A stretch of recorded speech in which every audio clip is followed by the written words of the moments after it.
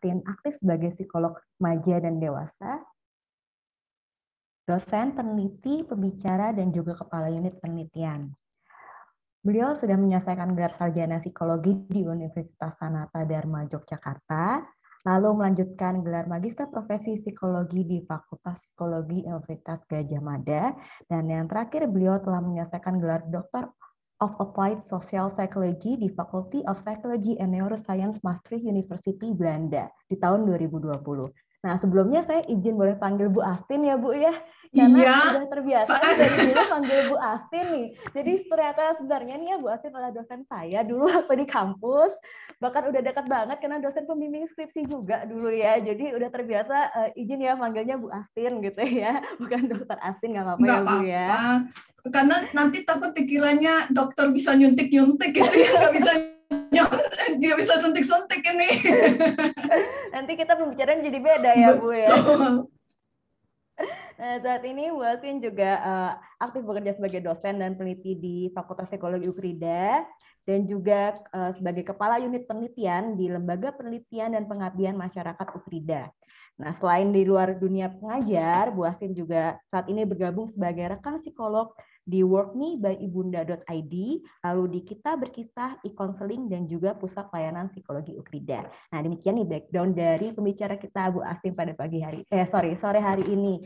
Sangat-sangat luar biasa nih ya background-nya. Kita jamin sih pasti bahkan banyak materi yang bisa kita terima dengan baik nih hari ini. Oke, kita akan segera mulai untuk bincang-bincangnya. Cuma mungkin hari ini kita mau lebih santai aja kali ya Bu ya. Ini kan banyak anak muda. Saya anggap anak muda semua lah ya, teman-teman lah ya. Saya maunya sih hari ini kita lebih asik nih, lebih santai supaya partisipannya juga lebih enjoy. Gimana kalau kita mungkin webinar kali ini kita dalam bentuk tanya jawab kali ya Bu, talk show. Iya, biar lebih santai. Enak ya Bu ya. Akunya juga santai jadinya gitu ya Bu. Kayaknya tegang gimana gitu ya. Iya, nih kan jadi biar muka-mukanya di sini semuanya juga bisa lebih santai nih, menikmati gitu kan. Sabtu sore loh, Van. Sabtu sore kita biasa ngagaul, sekarang kita ngagaul di sini ya Bu. Benar. Dengan topiknya juga hari ini tuh topiknya sangat-sangat lagi naik daun sih akhir-akhir ini ya. Menurut saya sih kayak isu ini lagi banyak banget diomongin, mau di sosial media, mau di acara-acara juga gitu ya. Karena soalnya masalah mental health ya kali ini ya. Ini tuh bisa mencakup segala usia, kalangan, di berbagai kondisi, tempat. Nah itu semua tuh bisa tercakup, komunitas pun semua pasti ada nih masalah-masalah kayak gini. Dan apalagi kayaknya sejak pandemi nih viral banget nih yang namanya mental health nih Bu. Ya nanti Bu, apalagi kayak di sosmed nih, di IG, banyak banget semua tuh mental health ya. Apalagi awal-awal pas pandemi itu yang kita suruh di rumah aja, nggak boleh kemana-mana, karantina, PSBB. Itu semua banyak hal yang berkaitan dengan mental health ya Bu ya. Bahkan yang pernah itu juga Van di PHP-in gitu kan. Katanya, karantina 2 minggu aja, diperpanjang lagi. Udah seneng nih mau selesai, diperpanjang lagi. Kayak sekarang ya kan PPKM level terus gitu kan ya. Kita udah pengennya mau ngapain, jadi batal semua planning kita. Atau ya kok masih belum tenang ya gitu. Jadi kayak sekarang tuh banyak banget nih yang berkaitan dengan, sekarang bukan cuma kesehatan kita, tapi psikis kita nih juga ngaruh banget nih sekarang.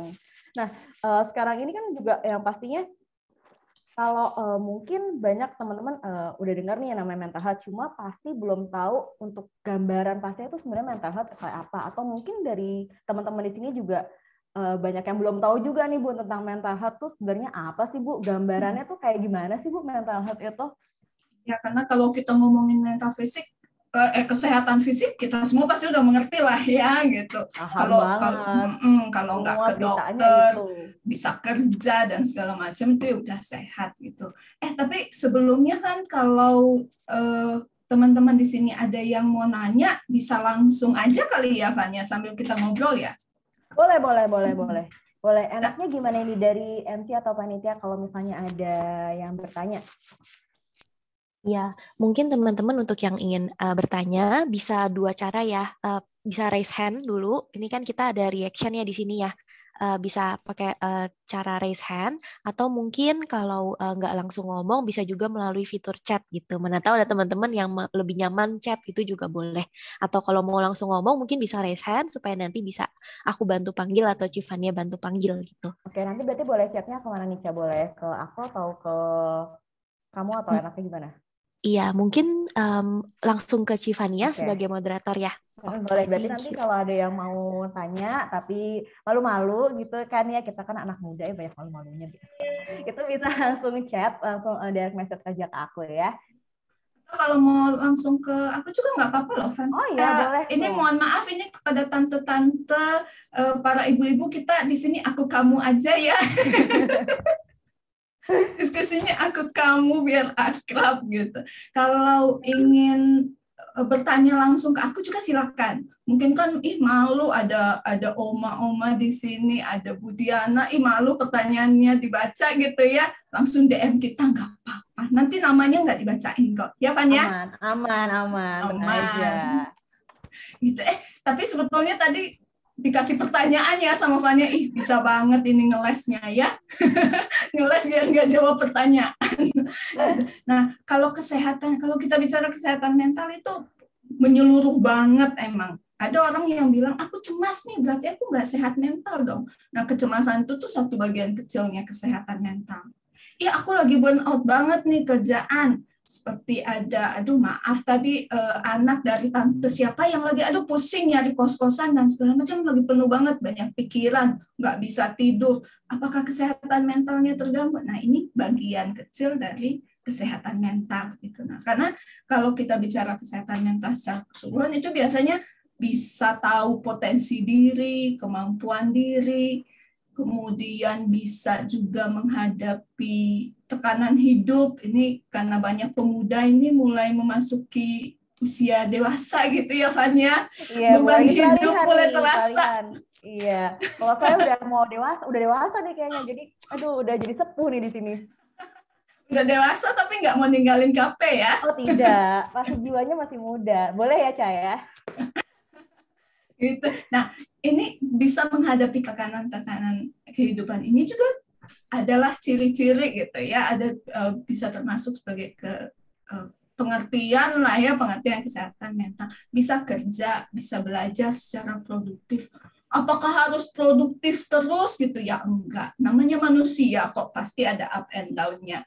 Jadi keseluruhan kondisi ini bisa kenal potensi diri, kemampuan diri, bisa ngatasin tekanan kehidupan, bisa belajar kerja yang produktif, bisa kasih kontribusi ke misalnya nih ke komisi remajanya atau ke komisi pemudanya atau ke gereja, ke komunitasnya, itu udah termasuk pada orang yang sehat mental. Jadi luas banget, Van, kalau bicara kesehatan mental memang. Oke, luas karena ada faktor internalnya ke diri sendiri, ada faktor eksternalnya juga ke orang lain gitu. Oke. Tadi kan Ibu sempat sebutin ada tadi awal kecemasan, ada burnout. Nah, itu kan bagian-bagian kecilnya. Tapi sebenarnya kalau dari jenis-jenis kesehatan mentalnya sendiri itu berarti ada apa aja tuh, Bu? Banyak banget. Kalau dari kesehatan mental orang, biasanya kalau ke dokter tadi ya, dokter suntik-suntik itu kan ada diagnosanya. Nah, kalau ke psikolog juga ada diagnosanya, biasanya gangguan kesehatan mental dari yang paling ringan sampai yang paling berat. Nah, kalau contoh yang paling ringan ya kecemasan, burnout tadi pada batas tertentu itu masih masuk gangguan kesehatan mental yang ringan. Tapi kalau yang udah berat, kalau teman-teman biasa dengar misalnya skizofrenia, kayak gitu-gitu, nah itu termasuk kategori kesehatan mental, gangguan kesehatan mental yang udah lebih berat gitu. Nah, itu kan berarti kan tadi kan untuk gambarannya ya Bu ya, terus ada jenisnya juga ada banyak. Nah, sekarang kan kadang banyak nih dikit-dikit tuh sekarang anak muda tuh kayak ngomong, mungkin banyak teman-teman aku juga kayak, kayak sekarang gue nggak beres deh nih, kayak mental gue nggak sehat nih, kayak banyak banget gitu kan ya. Jujur aku pun waktu masuk psikologi, begitu belajar tentang psikologi, kayaknya aku nggak beres nih, kayaknya aku begini, kayaknya aku begitu gitu kan ya. Nah, sebenarnya gimana sih Bu caranya tuh kita tahu gitu kalau kita tuh sehat mental apa enggak sih gitu? Karena tadi faktor yang menentukan orang sehat mental atau enggak itu lebar banget gitu ya. Maka cara kita tahu juga nggak bisa gitu, Van. Ini juga sedikit ngasih tahu ke teman-teman. Sekarang itu kan di Instagram tuh banyak ya gejala kecemasan. Aku banget deh. Baca lagi yang lain, gue banget deh. Ini aku banget gitu. Apa aku bipolar ya? Apa aku depresi ya? Ini aku banget, jangan-jangan aku mood swing. Nah, ini hati-hati banget nih. Hati-hati banget nih untuk teman-teman, karena faktor yang menentukan kita sehat mental atau enggak itu banyak banget. Dan sama kayak kita, apakah kalau kita misalnya, contoh yang biasa aku pakai nih, Fania pasti udah hafal banget nih contoh ini. Kita muntah-muntah pagi hari, itu kan bukan berarti kita hamil ya. Kan harus ada pemeriksaan lebih lanjut gitu. Gimana kalau yang ternyata muntah-muntah pagi hari itu Samuel gitu ya, kan nggak bisa gitu. Jadi sangat hati-hati gitu. Jadi perlu pemeriksaan lebih jauh. Nah, memang faktor yang mempengaruhi ini biasanya biologis atau psikis. Nah, ini termasuk sekalian jawab pertanyaan dari Livia. Ini Kak Livia, atau panggil nama aja ini, maaf ya. Aja. Kan semuanya muda, Bu. Oh, semuanya muda. Oke. Siap. Nah, pertanyaan dari Livia ini, kalau penyakit, kalau depresi itu apakah ada kaitannya dengan darah? Perlu hati-hati karena tadi walaupun memang ada kecenderungan genetiknya akan terbawa. Nah, ini pelajaran SMA banget ya, yang XY, XX gitu ya. Kemungkinan munculnya ada nggak ada. Tetapi ada faktor lain, misalnya faktor psikologis personalnya dulu nih, sama faktor lingkungan. Lingkungannya mendukung supaya tetap sehat mental atau enggak. Misalnya, tadi punya risiko gangguan kesehatan mental karena kecenderungan genetik tertentu dari orang tua, itu bisa. Seperti misalnya depresi, skizofrenia itu bisa. Tetapi apakah pasti akan terjadi? Sama kayak orang tua kita punya sih. Kenapa? Nenek. Nenek kena. Nah, sama seperti kalau orang tua kita punya diabetes, apakah kita pasti diabetes? Belum tentu, gitu, karena itu tadi ada gen yang resesif dominan. Itulah zaman-zaman SMA itu udah agak lupa juga sebetulnya ya. Gitu. Tapi itu ada pengaruh genetiknya, ada, jadi bawaannya ada, tetapi bisa saja itu resesif sehingga tidak muncul. Nah, yang harus diperhatikan jangan sampai kondisi lingkungan ini justru memicu. Udah ada genetiknya. Lingkungan juga sih. Tuh, karena ada faktor keturunannya, terus lingkungannya tidak mendukung. Kayak misalnya udah punya genetik nih diabetes, terus makan manis, ya udah keluar gitu. Ya, berarti ada bisa jadi dari misalnya keturunan tadi ya Bu ya, menurun dari orang tua atau dari keluarga gitu ya Bu ya. Betul. Untuk kesehatan mental ini. Tapi kan tadi ada juga banyak faktor yang lain juga, dan kita tuh nggak bisa langsung ngejudge diri kita nih, oh kita kayaknya ada masalah nih, kita ada. Nah, itu memang harus ada lebih lanjut lagi ya Bu ya, pemeriksaan lebih lanjut lagi seperti itu ya Bu. Karena ada juga faktor psikologisnya, faktor kepribadiannya, ada memang orang yang lebih rentan terhadap masalah kesehatan mental. Semua orang beda-beda, kayak balon. Ada yang kita tiup 3-4 kali udah meletus, ada yang enggak. Nah, apakah kemudian dia jadi lemah banget sih? Ya enggak. Itu kita nggak bisa bilang seperti itu, sehingga hati-hati sekali. Kemudian juga ada faktor lingkungan. Faktor lingkungan ini ya, contoh yang banyak sekarang itu bullying. Kemudian itu banyak banget. Terus dikucilkan, dikecewakan, tekanan ekonomi juga, kekerasan seksual, diskriminasi, itu bisa sangat mempengaruhi. Gaya hidup yang nggak sehat juga body shaming ya Bu sekarang juga kan lagi in banget kan. Nah, itu semua juga bisa memicu ya Bu, berarti bisa memicu. Ya. Dan satu lagi, relasi sama keluarga bisa banget memicu orang untuk punya gangguan kesehatan mental. Berarti berhubungan sama keluarga. Nah, sekarang ini apalagi lagi pandemi kan. Sekarang ibaratnya sekarang teman-teman yang masih sekolah atau lagi kuliah, sekarang semuanya online. Kerja pun WFH lah ya, juga sekarang masih ada nih gitu kan. Ditutupnya sekolah, terus sekarang kuliah juga yang nggak ada, kita juga WFH.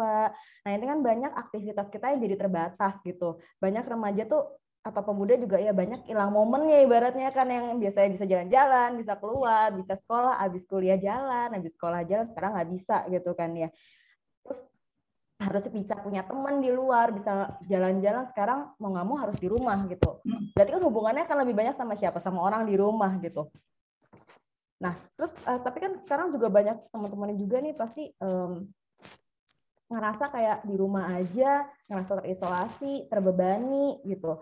Dan sekarang kalau misalnya memang teman-teman banyak kan di rumah aja, kesehariannya di rumah aja nih Bu, berarti kan pasti lebih banyak sama orang tua ya Bu ya, sama saudara, sama keluarga. Berarti kalau misalnya dibilang ada hubungannya sama keluarga, pasti akan ada hubungannya sama keluarga ya Bu ya, kalau dengan kondisi seperti ini ya, kalau kita ngelihat di masa-masa sekarang ini, apalagi sekarang ya kita lebih banyak menghabiskan waktu kita di rumah.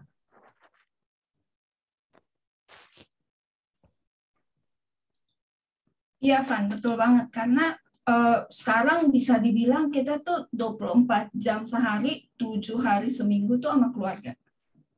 Yang dulu kita bisa punya waktu sama teman-teman gitu ya, punya me time lah di luar, itu sekarang ketemu terus. Kalau relasi dalam keluarganya baik, biasanya nggak terlalu ada masalah. Misalnya orang tua bisa kasih boundaries gitu ya untuk anak gitu.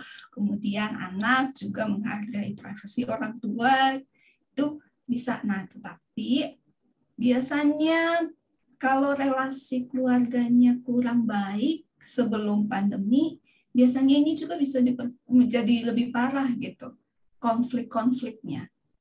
Karena dulu kan ada jeda untuk diri sendiri untuk cooling down gitu ya, keluaran. Sekarang nggak bisa, di rumah aja terus. Nah, ini yang membuat relasinya bisa pengaruh banget ke diri seorang, karena bisa jadi muncul perasaan putus asa.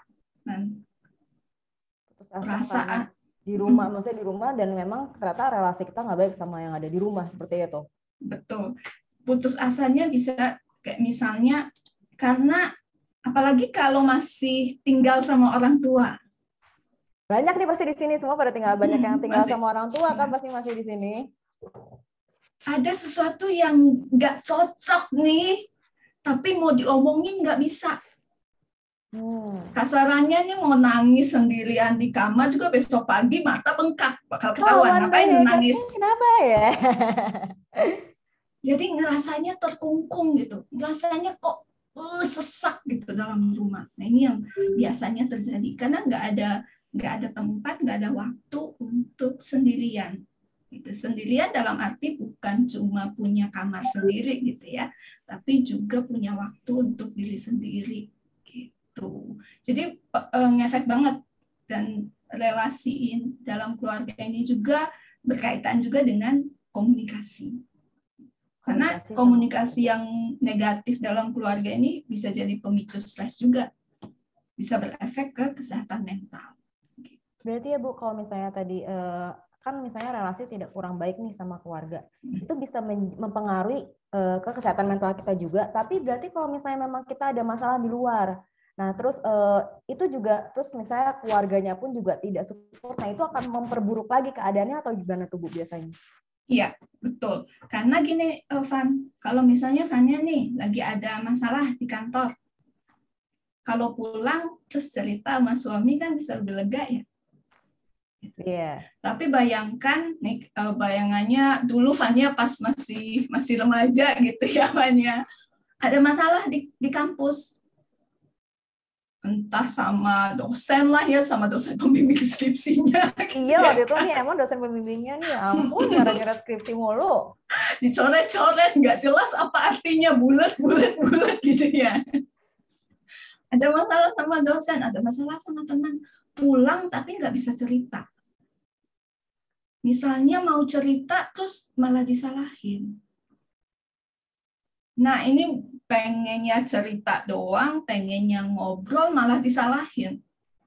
Bukannya makin lega, malah makin tertekan. Jadi, ngefek banget ketika relasi dalam keluarga, dan juga kalau relasi dengan orang lain di luar keluarga itu nggak baik, ketika pulang ke rumah, kemudian relasinya di dalam rumah ini nggak baik, juga akan pengaruh banget. Akan semakin merasa tertekan. Makanya kalau ada tante atau kayaknya ada beberapa pasangan muda di sini ya, nanti ini mungkin catatan kalau nanti punya anak gitu, perlu menyediakan tempat yang aman di rumah. Bukan cuma atap di atas kepala gitu, tapi juga tempat supaya anak merasa kalaupun aku punya masalah di luar, pulang ke rumah tuh orang tua tetap terima aku apa adanya gitu. Ya, ini dalam banget ya banyak malam minggu. Ternyata nggak cuma ini pasangan yang mesti terima kita apa adanya, orang tua juga nih mesti terima kita apa adanya nih. Orang tua juga harus. Dan bukan cuma orang tua juga, anak juga perlu menerima orang tua apa adanya. Karena semuanya saling berkaitan ya Bu ya. Benar. Karena kalau kita ngomong kesehatan mental, karena sekarang sebagian besar teman-teman di sini masih remaja gitu ya, masih pemuda. Tapi kita juga perlu mempertimbangkan orang tua kita juga. Kita perlu memperhatikan kesehatan mental mereka juga loh. Nah ini jadi contekan ya, makanya nanti minggu depan ya Fanya ikutan lagi. Iya gitu, harus berlanjut nih soalnya. Nah tadi kan berarti misalnya memang kita punya masalah di luar ataupun memang masalah yang timbul dari dalam, kita sebenarnya selalu berharap ya orang yang terdekat, circle terdekat kita gitu ya, mungkin bisa dibilang keluarga kan circle terdekat kita, mau saudara atau mau orang tua kita gitu kan, kita berharap akan ada support nih ya Bu, biasanya kan ya kalau memang kita sedang mengalami hal yang berat gitu ya, masalah itu kan ibaratnya masalah atau hal yang berat itu kan awal-awalnya timbulnya nanti bisa mengefeknya kesehatan mental itu kan, itu pasti kita butuh yang namanya support. Ataupun kita juga berharap ada yang membantu kita untuk mencari solusi. Nah, tapi gimana cara ngomongnya nih Bu ke orang tua ataupun keluarga ya, saudara atau orang tua yang ada di rumah kita nih, keluarga kita. Cara ngomongnya nih kalau gue tuh ada masalah nih, gue tuh nggak baik-baik aja gitu. Seperti yang tadi Ibu bilang ya, balik lagi ke komunikasi kan. Nah, gimana cara kita bisa nyampeinnya gitu ke orang tua kita kalau ini ada masalah nih, kita lah nggak baik-baik aja, pasti kan beda-beda gitu kan, dan enaknya tuh gimana sih ngomongnya gitu. Karena mungkin nggak semua kita punya hubungan yang baik gitu ya kan sama orang tua gitu. Atau bahkan saudara. Tapi gimana dong apa yang mesti dibuat gitu ya kan, relasi sama keluarga nggak baik, padahal kalau dibilang dukungan yang paling utama itu dukungan dari keluarga. Karena biasanya kalau nggak dapat dukungan dari keluarga, biasanya cari kemana, Van? Ke teman, keluar. Nah, makanya ini jadi penting banget, karena apa? Bisa berefek kalau ketemunya temennya yang oke sih oke. Tapi kalau ketemu temennya yang ya begitulah, ya jadinya ya begitulah juga, gitu kan. Jadi gimana nih? Nah, perlu tahu dulu kalau mau menyampaikan apa sih yang mau disampaikan. Jadi kalau bahasa anak muda sekarang, intentionnya harus jelas dulu gitu. Jangan sampai kalau mau ngomong sama orang tua nih niatnya apa? Mau nyalahin orang tua atau mau cari jalan keluar, atau mau ngungkapin isi hati gitu. Karena ya sama kayak kita nggak mau disalahin, ya orang tua juga nggak mau disalahin. Apalagi orang tua itu punya kartu orang tuanya itu loh, Van. Nggak bisa, nggak ada yang ngalahin tuh kartu orang tua tuh. Ya. Iya. Orang tua udah tahu. Soalnya orang tua nih gitu kan ya. Orang tua tidak pernah salah. Ada kan yang begitu kan, Bu, gitu kan. Mungkin nggak semuanya, tapi ada orang tua yang masih punya kayak gitu, anggapan seperti itu. Betul. Jadi kalau kartu orang tuanya yang didukung, udah nggak bisa berkutik kita, ya kan? Gitu. Iya. Nah, perlu tahu dulu apa yang mau disampaikan. Karena ini contoh yang biasanya aku kasih, ini contohnya yang biasanya gampang itu ketika orang pacaran, Pan. kalau lagi pacaran itu misalnya, kok pacarnya nggak balas pesan ya? Yang muncul apa? Marah. Kenapa kok dia nggak balas pesan aku? Kok dia nggak perhatian? Emangnya kenapa marah? Kan aku nggak mau kalau dia selingkuh. Kalau kita titik sampai di situ aja kan kesannya pasangannya ya yang nggak setia. Iya. Tapi kalau kita gali lebih dalam lagi, emangnya kenapa? Gitu. Ada kalanya rasa marah yang keluar ini contoh. Ada juga yang merasa aku nggak mau kalau dia WhatsApp sama cewek lain atau kirim pesan sama cewek lain karena aku merasa aku tuh kok kayaknya replaceable gitu ya. Aku tuh nggak percaya diri bahwa aku tuh pacar yang baik gitu, yang pantas untuk dia. Nah, marah yang tadi yang seolah-olah arahnya ke pasangan ternyata akarnya dari dalam diri sendiri, rasa tidak percaya. Atau misalnya rasa cemburu. Kan beda banget nanti ngomongnya. Gitu. Aku marah, kenapa marah? Ya soalnya kamu sih. Nah, kalau udah ngomong gitu kan. Nah, jadi perlu tahu dulu nih intentionnya apa, tujuannya mau menyampaikan ke orang tua ini apa, dan juga perasaan yang mau disampaikan ini perasaan seperti apa, yang bagaimana. Kalau dengan orang tua relasinya nggak terlalu baik, bisa untuk cari anggota keluarga yang bisa diajak untuk bicara. Kadang-kadang nggak harus kakak atau adik gitu, kadang-kadang ya sama tante, sama iinya, sama mungkin ada yang lebih akrab sama pamannya gitu. Minta tanggapan mereka, minta masukan mereka, karena biasanya kalau orang-orang terdekat ini juga tahu kan, lebih kenal karakteristik orang tuanya kita tuh kayak gimana. Kalau dikasih tahu, kalau disampaikan. Nah, makanya ini kalau terkait dengan komunikasi, bagaimana kita mengungkapkan perasaan ini penting. Karena tadi kita aja nggak mau kalau disalahin, apalagi kalau orang tua. Kamu masih anak-anak mau ngajarin mama. Udah pintar ya kamu sekarang ya. Udah berantem duluan langsung. Udah berantem duluan. Udah panas duluan, udah panas duluan. Jadi nggak keluar. Malah nggak dapat solusi gitu. Jadi pertama intentionnya dulu dipertegas. Ini mau ngomong ke orang tua nih, apa yang mau diomongkan dan kenapa mau diomongin nih. Lalu setelah itu kalau relasi dengan orang tua nggak terlalu baik, cari anggota keluarga yang dekat, yang bisa dipercaya. Minta masukan mereka. Ada kalanya, nggak bisa sama keluarga, minta bantuan teman-teman di gereja. Ini juga bisa jajan. Gimana ya caranya ya?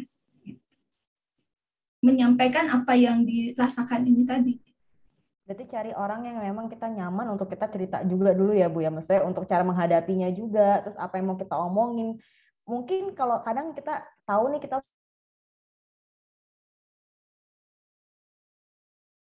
rasa memang nyaman dan mengenal kita ataupun mengenal orang tua kita juga, jadi bisa membantu nih, berarti bisa di kalimatnya apa nih ngomongnya. Kalau emang takut atau segan gitu kan bisa diatur dulu nih ngomongnya, mulainya pakai apa gitu kan, pembukaannya yang enak gitu kan ya Bu. Dan perlu cari momen yang tepat juga Van.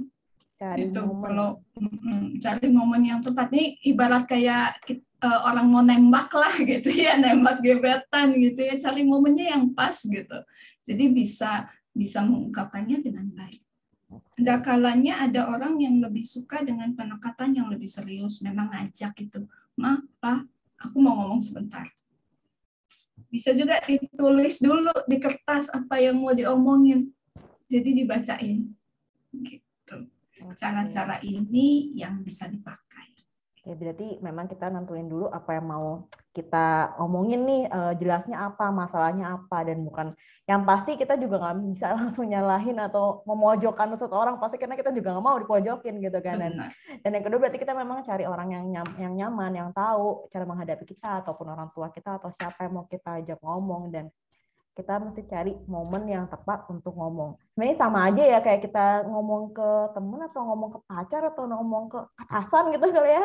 Kalau yang udah kerja gitu kan kita tetap harus cari momen yang tepat sih untuk nggak bisa lah asal gitu. Misalnya emang lagi panas tiba-tiba ngomong, moodnya lagi nggak bagus tiba-tiba ngomong ya pasti kan juga apa yang kita harapkan pasti jawabannya juga nggak akan dapet nih kita yang ada pecah dulu, panas dulu. Gitu. Panas dulu dan karena udah panas duluan jadinya kita juga nggak bisa mikir jernih kan Van, kebawa emosi, biasanya intonasinya mulai beda ya kan. Iya, kalau intonasi kita udah beda orang juga akan nanggepinnya sama gitu, nada tinggi juga gitu kan.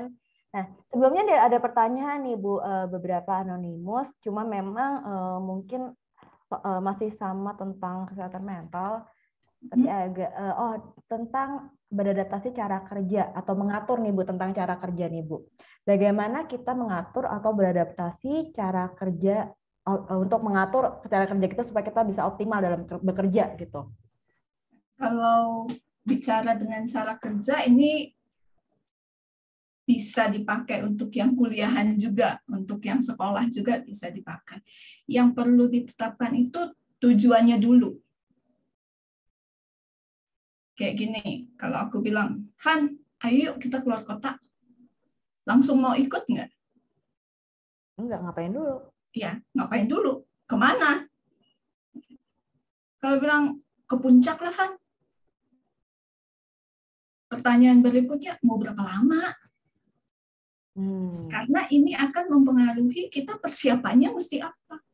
Ke puncak 2 jam, 3 jam gitu balik kok, Van. Ya udah, ayo, berarti nggak perlu persiapan. Tapi kalau bilang, Van, kamu di sana ikut pelatihan 3 minggu gitu. Waduh, berarti harus bawa baju hangat, bawa jaket, harus bawa peralatan mandi, harus bawa baju ganti. Jadi tahu dulu nih tujuannya apa. Jadi persiapannya juga mengikuti. Kalau bicara tentang tujuan ini biasanya juga nyinggung-nyinggung ini Van, membandingkan diri sama teman-teman. Apalagi nih kotak HP itu racun banget ya Instagram ya. Kok lihat teman-teman kok kayaknya. Nah, pentingnya menetapkan tujuan itu adalah supaya kita tahu juga. Kok Vania beli tiket sih? Kok asik banget dia naik pesawat, kok aku enggak? Lah kan iya, Vania kan tujuannya mau ke Bali, aku kan mau ke puncak, ngapain beli tiket pesawat? Gitu. Jadi menetapkan tujuan dulu. Itu berarti berlaku untuk berbagai hal, maksudnya kita mau sekolah, kuliah, ataupun kerja, kita tetap harus menetapkan tujuannya dulu, baru kita bisa menentukan cara kerjanya kita, nanti bakal gimana gitu ya Bu? Karena dengan menentukan tujuannya kita jadi bisa breakdown kan. Breakdown apa aja nih yang perlu disiapin. Nah, ketika kita udah breakdown apa aja yang perlu kita siapin, biasanya juga akan kelihatan kita kurangnya di mana. Karena kalau nggak ada tujuan, kayak tadi, nggak tahu nih mau kemana. Biasanya persiapannya kopernya jadi bawa banyak barang banget, atau malah nggak bawa apa-apa, nggak persiapan apa-apa. Nah, dengan tahu tujuan kita kan jadi tahu, oh harus bawa pakaian segini, harus bawa pasta gigi, harus bawa, ya ampun, lotionku ini kegedean, beli lotion yang kecil yang untuk traveling. Jadi tahu kan kurangnya apa. Begitu juga dengan kita. Pengen lulus di Desember 2021. Skripsinya udah sampai mana nih?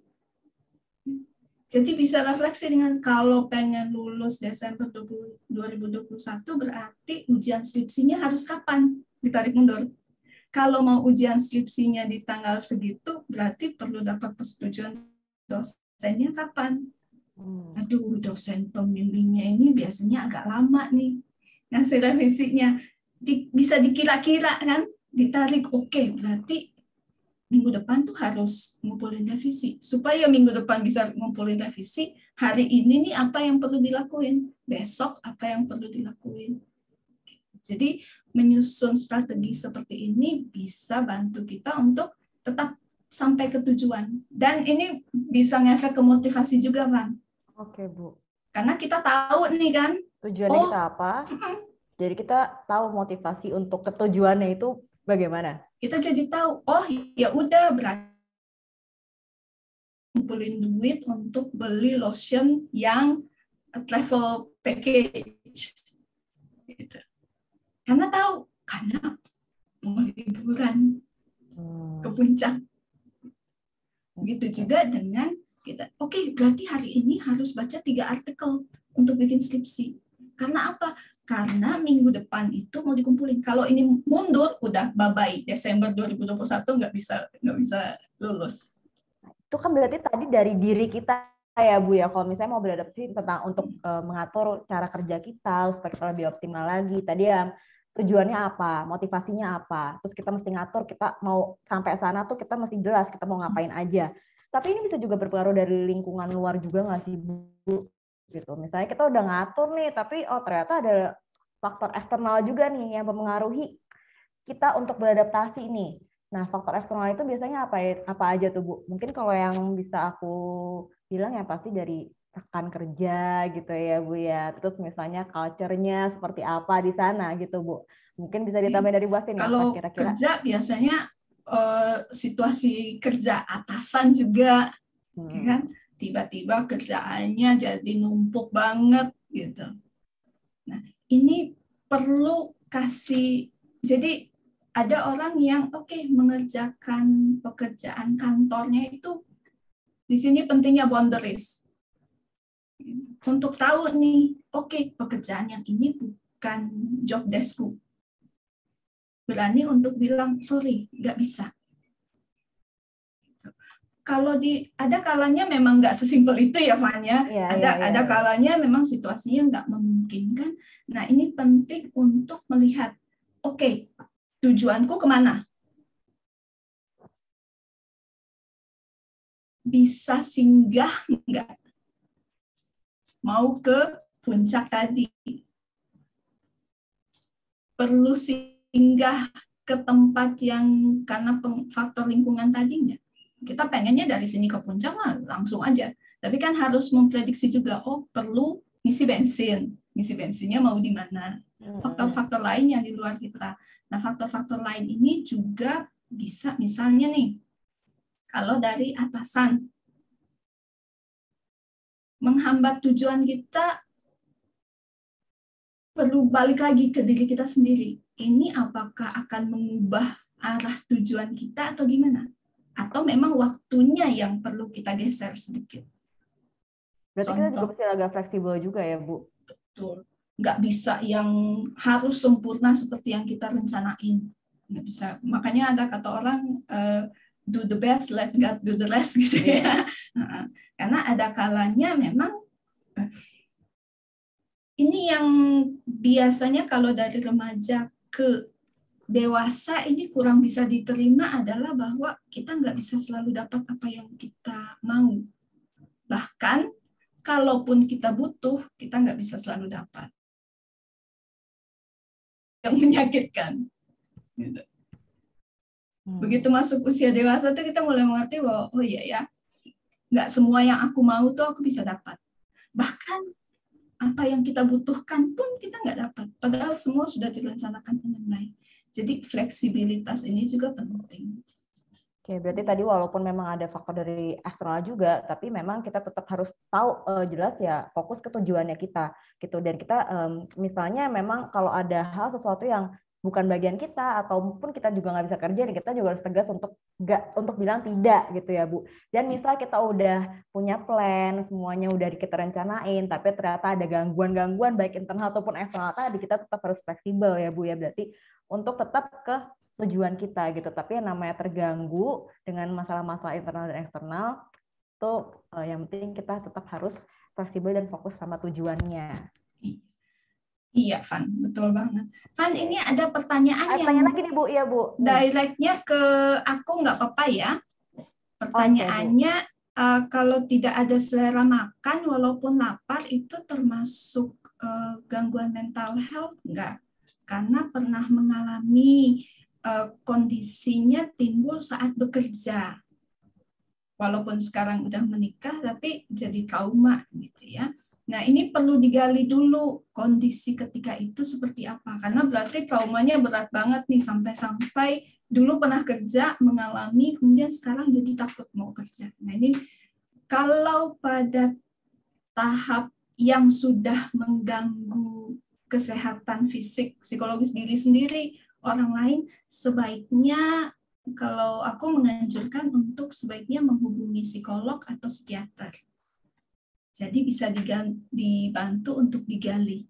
Karena ada tambahan lagi, karena sampai ada niat bunuh diri. Nah, ini penting sekali nih.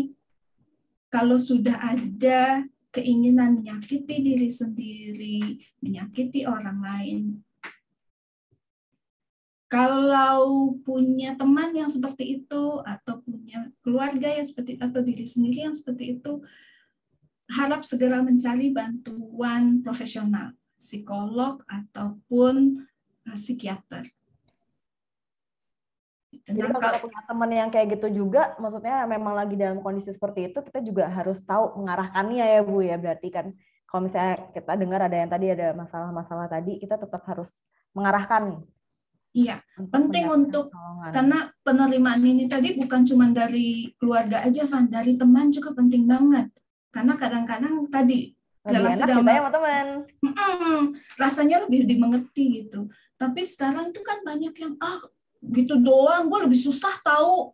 Ya ini mah jadi lomba ya kan. Susah-susahan hidup ya, gue susah, lo susah gitu kan ya. Ada baiknya kita mendengarkan juga gitu kan ya, sebagai teman yang baik kita tetap harus jadi tempat nih. Benar banget, Van. Jadi kita juga menyediakan tempat untuk kalau orang lain mau cerita.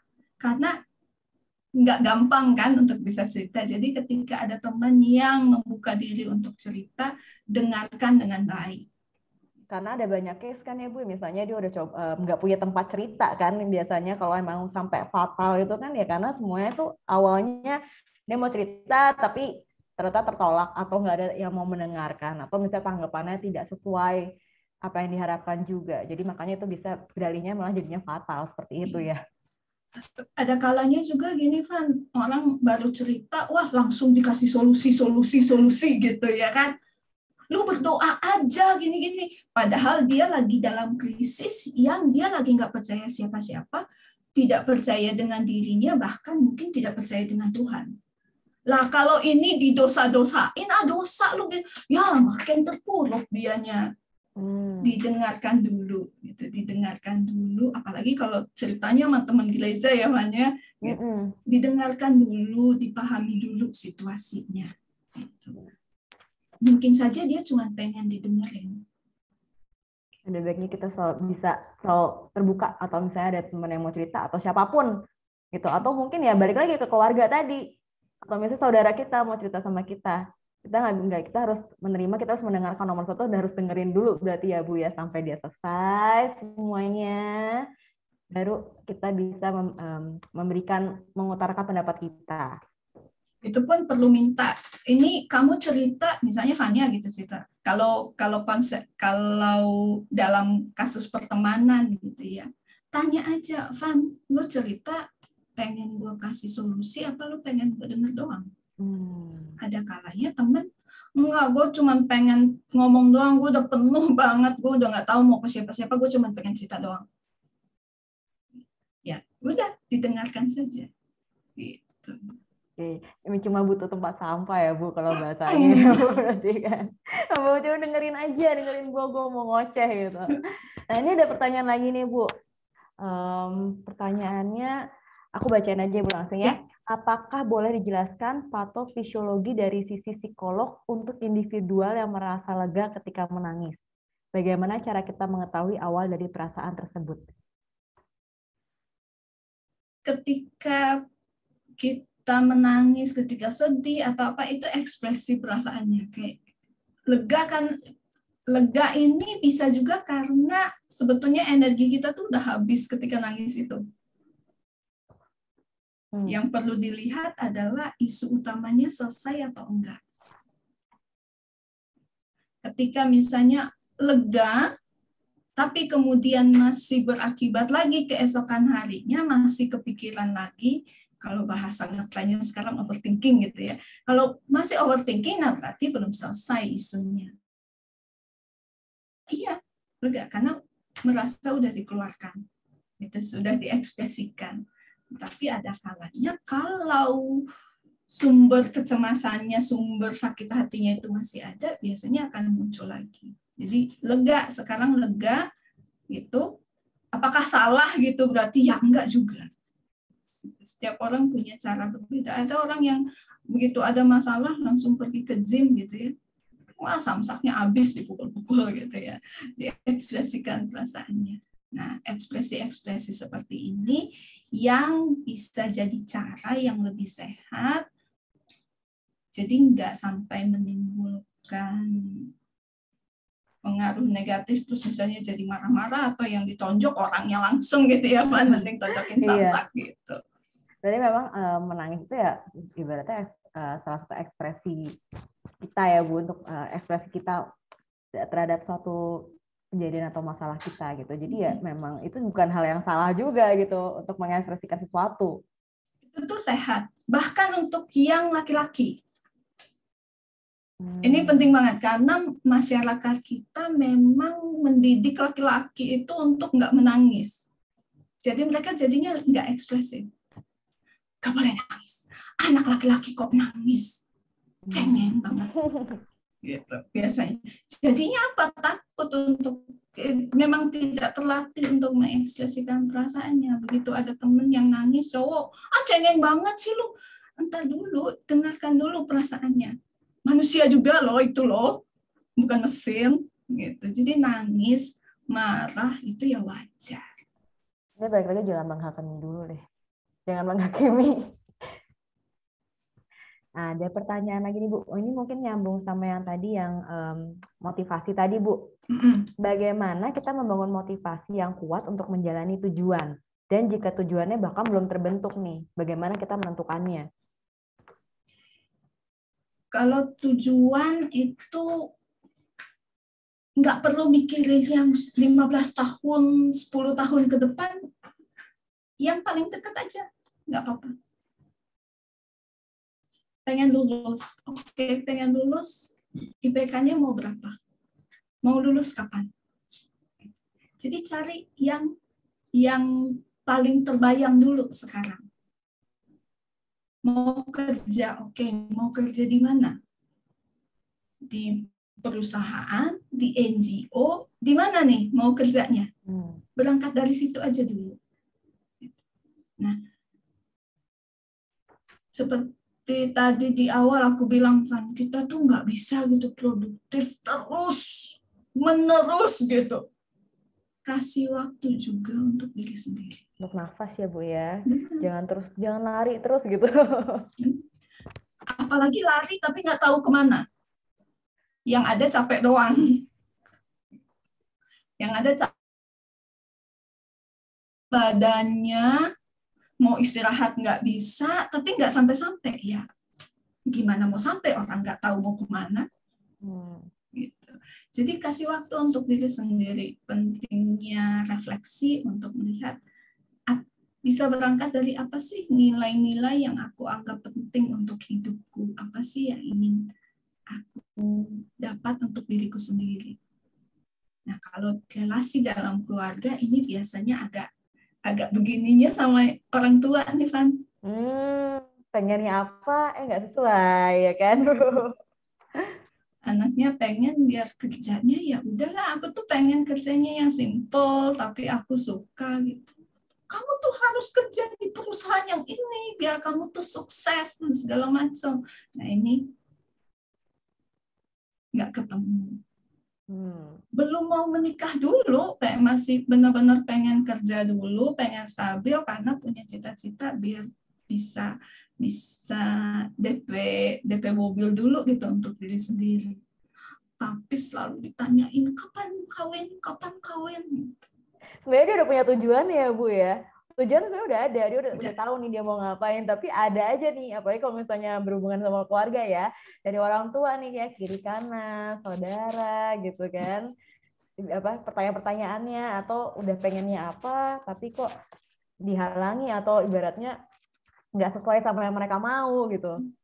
Pentingnya tujuan itu tadi, karena kamu tahu betul nih kamu mau kemana. Keseringannya adalah jadi ragu sama diri sendiri. Apa aku ke Surabaya aja ya? Padahal tadi udah netapin aku tuh pengen ke puncak. Tujuanku di sana. Jadi bingung sendiri, apa aku ke Surabaya aja ya?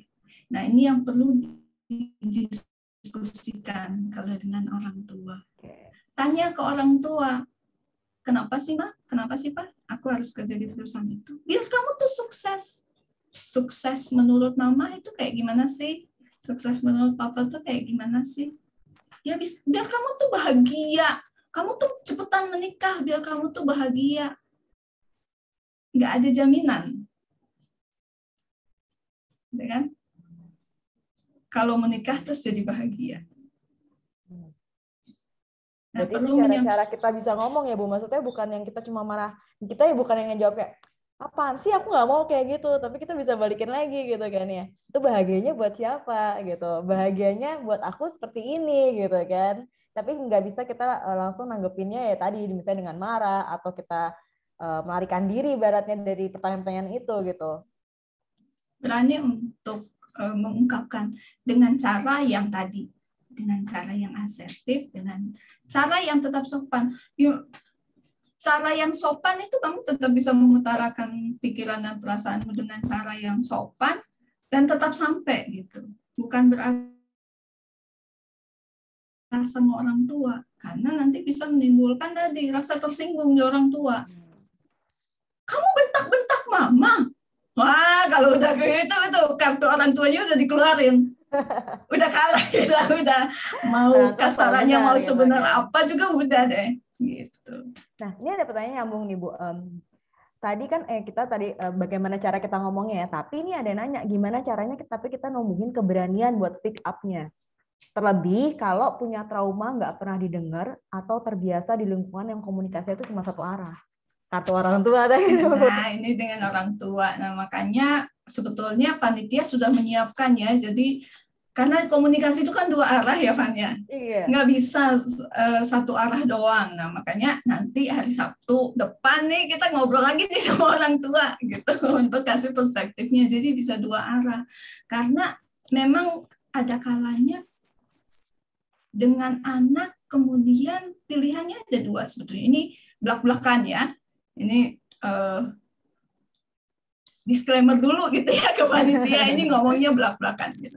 Sebetulnya sebagai anak ada dua pilihan yang kamu bisa buat. Satu, ya udah fokus aja sama diri sendiri.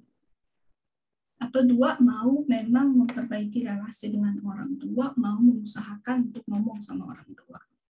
Dua-duanya ya ada plus minusnya.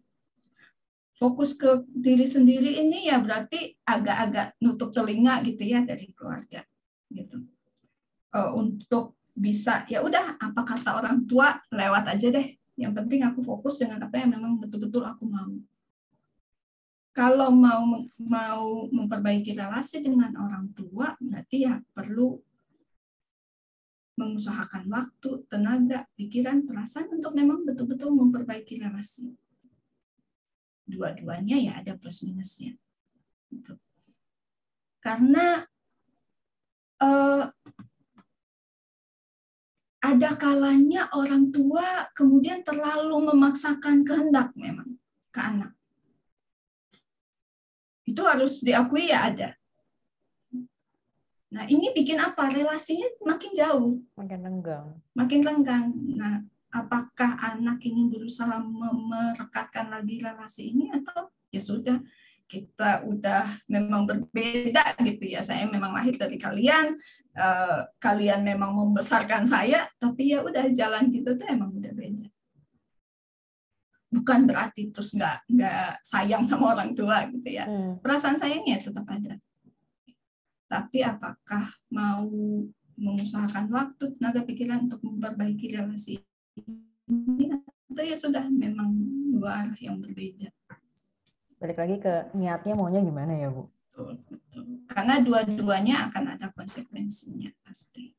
Oke. Nah, berhubungan sama keluarga juga tadi ini Bu, ada pertanyaan lagi. Bagaimana berdamai dengan gangguan kesehatan mental yang justru disebabkannya tuh oleh keluarga terdekat, Bu?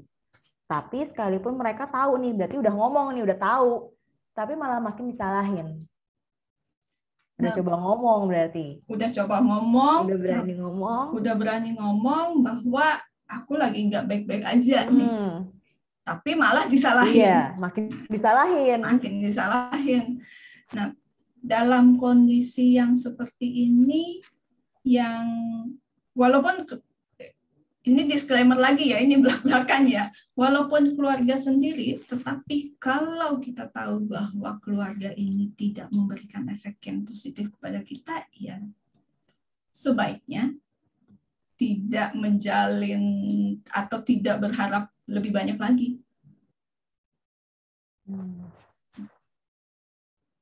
Karena gini, kalau udah tahu makanannya beracun, apa kamu masih mau makan, Van? Kan enggak ya. Walaupun itu dikasih sama orang tuamu sendiri gitu. Jadi perlu juga tadi batasan dari dalam diri kita sendiri. Dengan tetap mempertimbangkan tadi dua-duanya itu ya pasti ada sisi positif, sisi negatifnya. Kalau dengan gangguan kesehatan mental, kalau sudah sampai mempengaruhi kehidupan kita, sebaiknya pergi ke psikiater atau ke psikolog. Jadi dulu zaman sebelum pandemi ya, Vanya, kalau kita naik pesawat itu kan pramugaranya selalu bilang dalam keadaan emergency masker oksigen akan keluar gitu dari atap kabin. Gunakan masker Anda sendiri sebelum membantu orang lain. Orang selalu melihat egois itu tuh jelek gitu. Enggak. Kalau kamu mau menyelamatkan dirimu sendiri sehingga kamu bisa membantu orang lain, selamatkanlah dulu dirimu sendiri. Karena dalam situasi kesehatan mental yang enggak stabil, kamu juga biasanya tidak akan bisa maksimal untuk bantu orang lain. Kalau kayak gitu-gitu bisa disebutnya namanya toxic family nggak sih, Bu? Yang sekarang tuh kayaknya itu lumayan banyak diomongin ya, Bu ya. Toxic family sekarang udah bukan cuma toxic relationship gitu. Toxic family juga banyak banget yang diomongin. Ini bisa termasuk dalam toxic family. Tapi sekali lagi jangan terus ujuk-ujuk, ini keluarga aku banget, pasti keluarga aku toxic family. Hati-hati ya, hati-hati. Kalau memang merasa aku kayaknya sudah mengganggu kehidupan pribadiku, sudah mengganggu pekerjaan, sudah mengganggu sekolah, kuliah gitu. Sebaiknya konsultasi ke psikolog atau psikiater gitu ya. Supaya bisa kalau memang didiagnosis gangguan tertentu bisa dapat pengobatan. Jangan dikit sendiri. Dan jangan berasumsi sendiri ya, Bu. Betul. Lebih baik kalau memang dikonfirmasi secara langsung. Dan dengan kalau ke psikiater nanti dikasih obat-obat gitu, emang aku udah separah itu ya? Ya enggak. Kita sakit kepala ya kita minum obat. Ya kan? Sama, karena kondisi kesehatan psikologis kita itu juga sangat dipengaruhi oleh faktor hormonal kita, oleh zat-zat kimia yang ada dalam tubuhnya kita juga. Biasanya pada gangguan psikologis yang mulai sedang sampai ke berat, kalau tidak disertai dengan obat dari psikiater, bantuan dari psikolognya mental. Gitu. Karena psikolog itu kan akan melatih cara berpikirnya, cara berperilakunya. Tapi kalau cara berpikirnya belum bisa stabil, ya susah untuk masuk gitu. Jadi sebaiknya kalau memang merasa sudah mengganggu ya, Bu ya, mengganggu kehidupan kita sendiri nih, kita gitu. Berarti memang itu butuh pertolongan lebih lanjut ya tohnya. Nah, masih berlanjut sama yang tentang orang tua tadi, Bu, ada pertanyaan lagi. Bagaimana kita menghadapi orang tua yang ketika kita berbicara dengan baik, namun justru dibalas dengan bentakan dan makian? Pertama, kita perlu tetap kepala dingin gitu. Perlu untuk observasi, perlu sadar dengan reaksi kita sendiri. Biasanya kita berasa kalau pengen marah. Biasanya berasa tuh. Nah, ini bisa untuk ngambil waktu dulu. Oke, udah pengen meledak ini. Udah. Stop dulu. Oke. Misalnya bilang, oke, Ma, boleh nggak kita lanjutin ngobrolnya besok? Jadi narik diri gitu. Biar apa? Biar nggak makin pecah gitu ya. Iya. Cari momen lagi berarti ya, Bu. Cari momen. Atau gunakan cara-cara yang lain. Ada kalanya orang lebih suka untuk nulis di semacam surat gitu, kasih ke orang tua untuk ya, mengungkapkan perasaannya. Dan ada kalanya juga kalau relasinya memang sudah sangat tidak sehat, iya ada kalanya ya sudah menghindari atau menghadapi situasinya dengan meminta bantuan orang lain selain keluarga. Gitu. Kalau tadi aku bilang orang tua perlu memahami remaja, anak, gitu ya. Ya, karena buat orang tua kita udah menikah, juga udah punya anak, juga tetap aja anak-anak, kan. Gitu. Nah, ada kalanya. Bukan ada kalanya, kita sebagai anak juga perlu mengerti orang tua. Dengar atau ingat kisah-kisah hidup mereka. Biasanya ini bisa kasih kita informasi mengenai kenapa mereka berpikir dengan cara tertentu, kenapa mereka melakukan sesuatu dengan cara tertentu. Kalau ini contoh ini agak sharing nggak apa-apa ya Fanya. Kalau keluargaku sendiri gitu, mama sama papa itu pisah ketika aku SMA. Lalu ketika sekarang ini banyak misalnya kebiasaan mama dan segala macam tuh yang ya elah anak kan ya bisa menghidupi kamu gitu.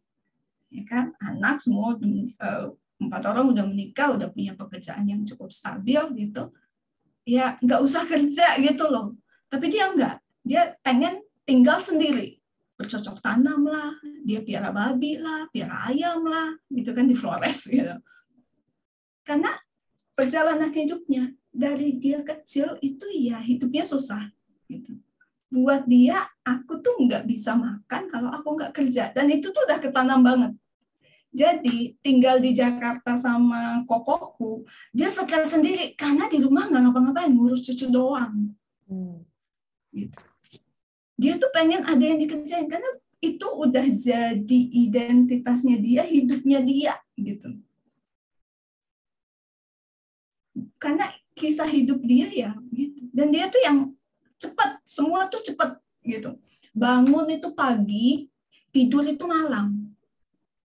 Makanya buat dia susah untuk menerima misalnya kokoku itu bangun jam 5 pagi karena zaman dulu kan macet ya. Bangun jam 5 pagi ke kantor, pulang nanti baru jam 10, jam 11 malam. Dia tuh susah untuk menerima karena buat dia orang tuh bangun pagi, malam jam 7, jam 8 malam tuh di rumah.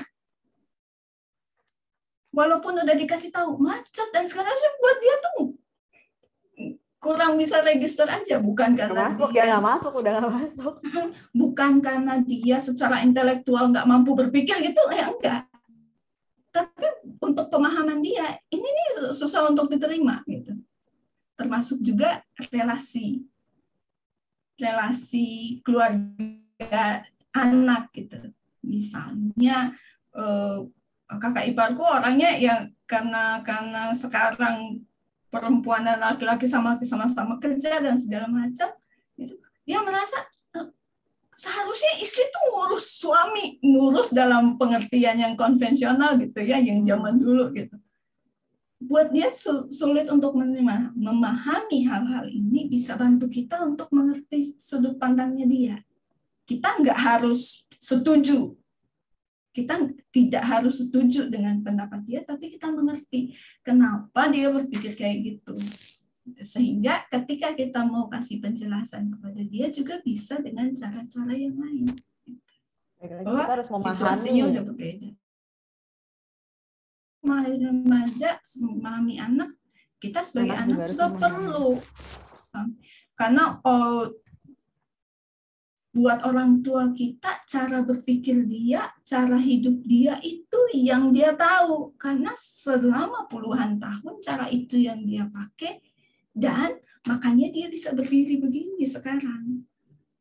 Lalu kamu yang baru lahir tahun 2000-an mau ngomong sesuatu gitu. Jadi dia merasa anak kecil gitu. Itulah. Jadi memahami sudut pandang orang tua ini penting. Saling memahami lah, baik anak ataupun orang tua. Nah, ini ada pertanyaan lagi Bu. Ini udah mulai ke mungkin bisa dibilang kayak jenis-jenisnya nih keluar nih Bu, jenis gangguan mentalnya nih. Mungkin sebelum ke sana ada pertanyaan juga dari Bu, nggak tahu Bu Rusni atau Pak Rusni. Bu Rusni.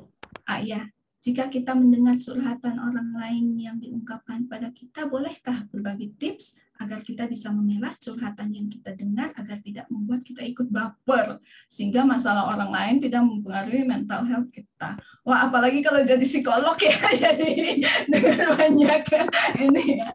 Yang perlu dipahami adalah bahwa yang pertama kita tidak bertanggung jawab terhadap perubahan perilaku orang lain.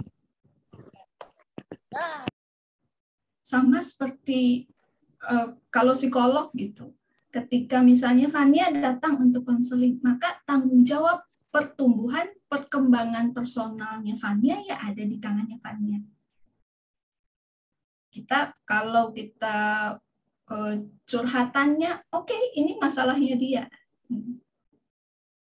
Kita memikirkan isunya, ya boleh tentu. Tapi tidak membuat masalah ini jadi masalahnya kita. Karena ada kecenderungan kalau kita merasa ini masalahnya kita pengen nyelesain. Gitu. Nah, bahayanya adalah kita terus pengen jadi superhero gitu, ngasih tips, ngasih jalan keluar gitu.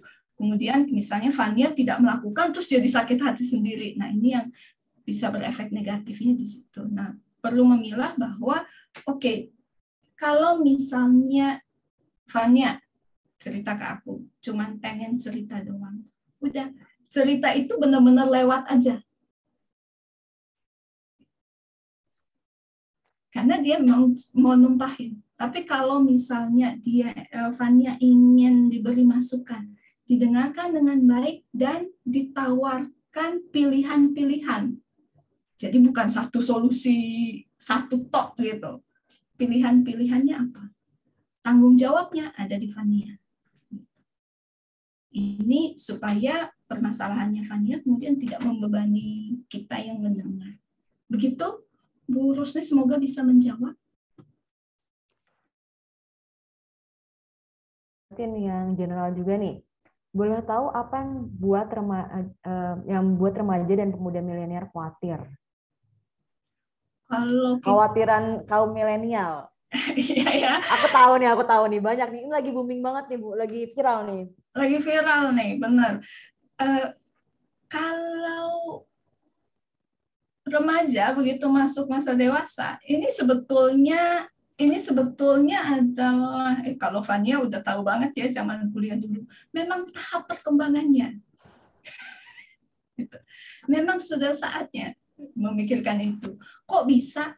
Karena secara biologis, secara fisik, otaknya perkembangannya tuh udah penuh. Kalau zaman remaja itu kayak rumah tapi belum ada temboknya, pintunya belum kelihatan. Nah, ketika mulai memasuki masa dewasa, biasanya 19-20-an itu udah kebentuk tuh rumahnya tuh. Nah, kenapa kekhawatiran ini muncul? Sebetulnya ini tanda-tanda kamu sudah dewasa cara berpikirnya. Karena udah mulai udah mulai memikirkan konsekuensi dari keputusan yang kamu ambil.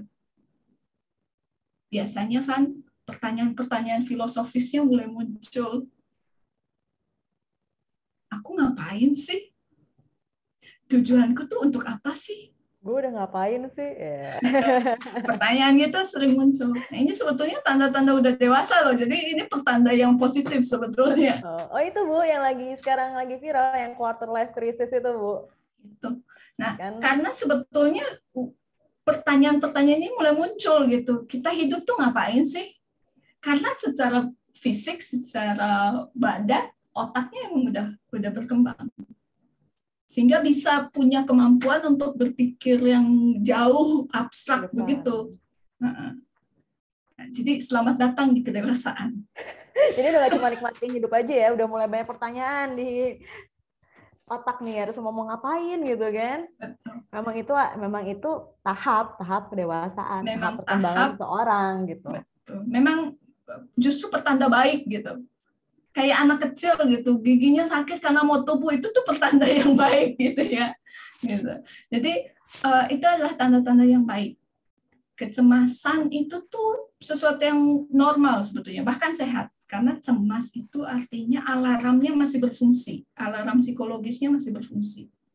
Dia bisa mengenali kalau ada sesuatu yang nggak beres atau ada sesuatu yang mengancam. Makanya kita jadi cemas. Ketika mulai mempertanyakan, aku tuh lulus mau ngapain sih? Mau kerja di mana sih? Nah, kita jadi cemas karena apa? Karena kita melihat ada ketidakpastian. Ini dilema orang dewasa.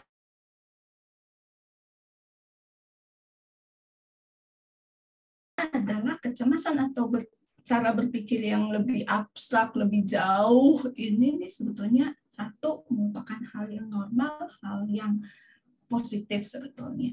Nah, yang perlu dipersiapkan adalah bagaimana mengevaluasi kecemasan itu biar nggak overthinking.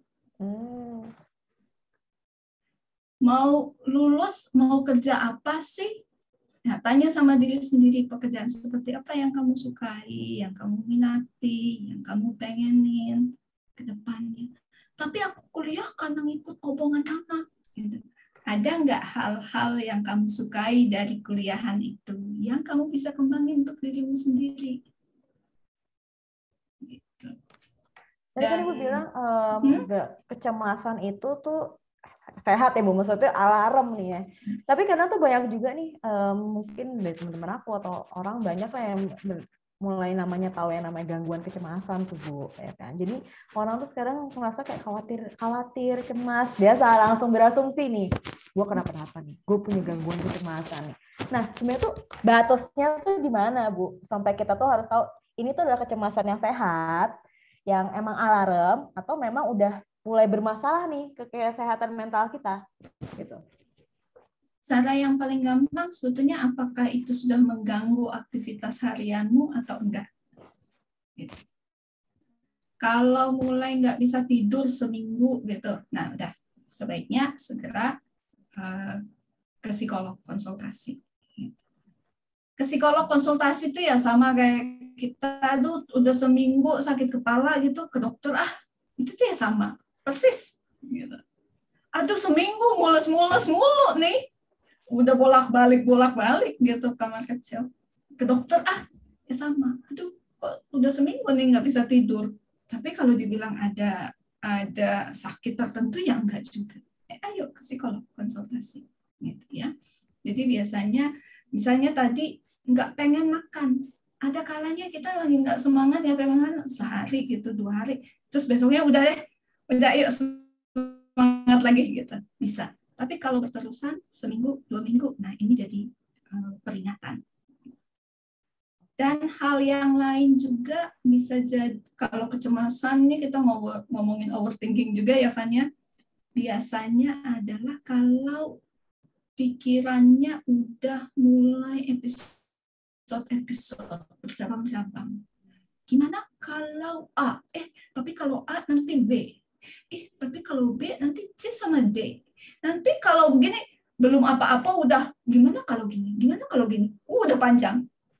Berepisode-episode bercabang kemana-mana, terus karena capek malam ini, terus tertidur karena capek. Besok pagi bangun badannya pegel, sakit semua. Terus malam, comeback, dia kan rilis album baru, kecemasannya muncul lagi. Tapi kecemasan, cara untuk menyelesaikan kecemasan adalah dengan menghadapi sumber cemasnya itu apa. Ini bukan ngomongin fobia ya, Van ya. Iya. Beda lagi. Beda lagi. Tapi kecemasan, hadapi sumber kecemasannya. Tanya ke diri sendiri, yang dicemasin itu apa sih? Ada buktinya enggak? Ada faktanya enggak? Gitu. Kalau nggak ada buktinya, nggak ada faktanya, cuman imajinasi doang, nah ini yang udah dibuat-buat. Berarti ada sumbernya nih, sumber kecemasannya dulu apa gitu. Jangan hal yang dibuat-buat, yang bikin kita jadi overthinking, toh semuanya jadi kita pikirin gitu. Karena kalau bicara cemas ini kan biasanya orang bicara tentang kemungkinan ya, Van ya. Ya namanya kemungkinan kan ya berjuta-juta kan di luar sana. Apa iya mau dipikirin semua? Gitu. Apakah akan memikirkan semua kemungkinan yang muncul? Ya, nggak akan mampu kita. Pertanyaan lain nih Bu, yang tadi mau saya tanyain, yang lebih ke mungkin lebih ada beberapa yang merasa memang ada masalah nih Bu. Kalau saat stres melampiaskannya dengan memukul diri sendiri itu apakah termasuk gangguan mental ya? Bagaimana ya cara menghentikan kebiasaan ini? Kalau sudah sampai menyakiti diri sendiri, sebaiknya kalau aku menganjurkan segera menghubungi profesional. Karena dinamikanya kompleks banget sih, Van. Kalau kita bicara tentang mulai melukai diri sendiri seperti ini. Jadi sebaiknya kalau aku menyarankan konsultasi dengan psikolog gitu ya. Apakah sudah sampai pada gangguan mental? Kecenderungannya udah ada. Nah, biasanya kalau ditangani lebih cepat, nanti biasanya akan juga bisa bantu mengatasi atau menghadapi masalah utama itu dengan lebih baik. Ya. Karena ada orang yang rasanya lebih lega gitu. Tapi kenapa harus melukai diri sendiri? Apakah karena ingin menghukum diri sendiri atau apa nih? Gitu. Tapi balik lagi batasannya itu kalau sudah mengganggu aktivitas aja kita kan udah butuh profesional ya Bu untuk membantu, apalagi memang udah sampai menyakiti diri sendiri gitu. Betul banget. Nah, sama nih ada yang hampir mirip juga. Nah, bagaimana cara mengatasi kekosongan dalam diri dan bagaimana jika sudah muncul pikiran untuk bunuh diri aja? Itu. Bunuh diri, menyakiti diri sendiri ini biasanya muncul karena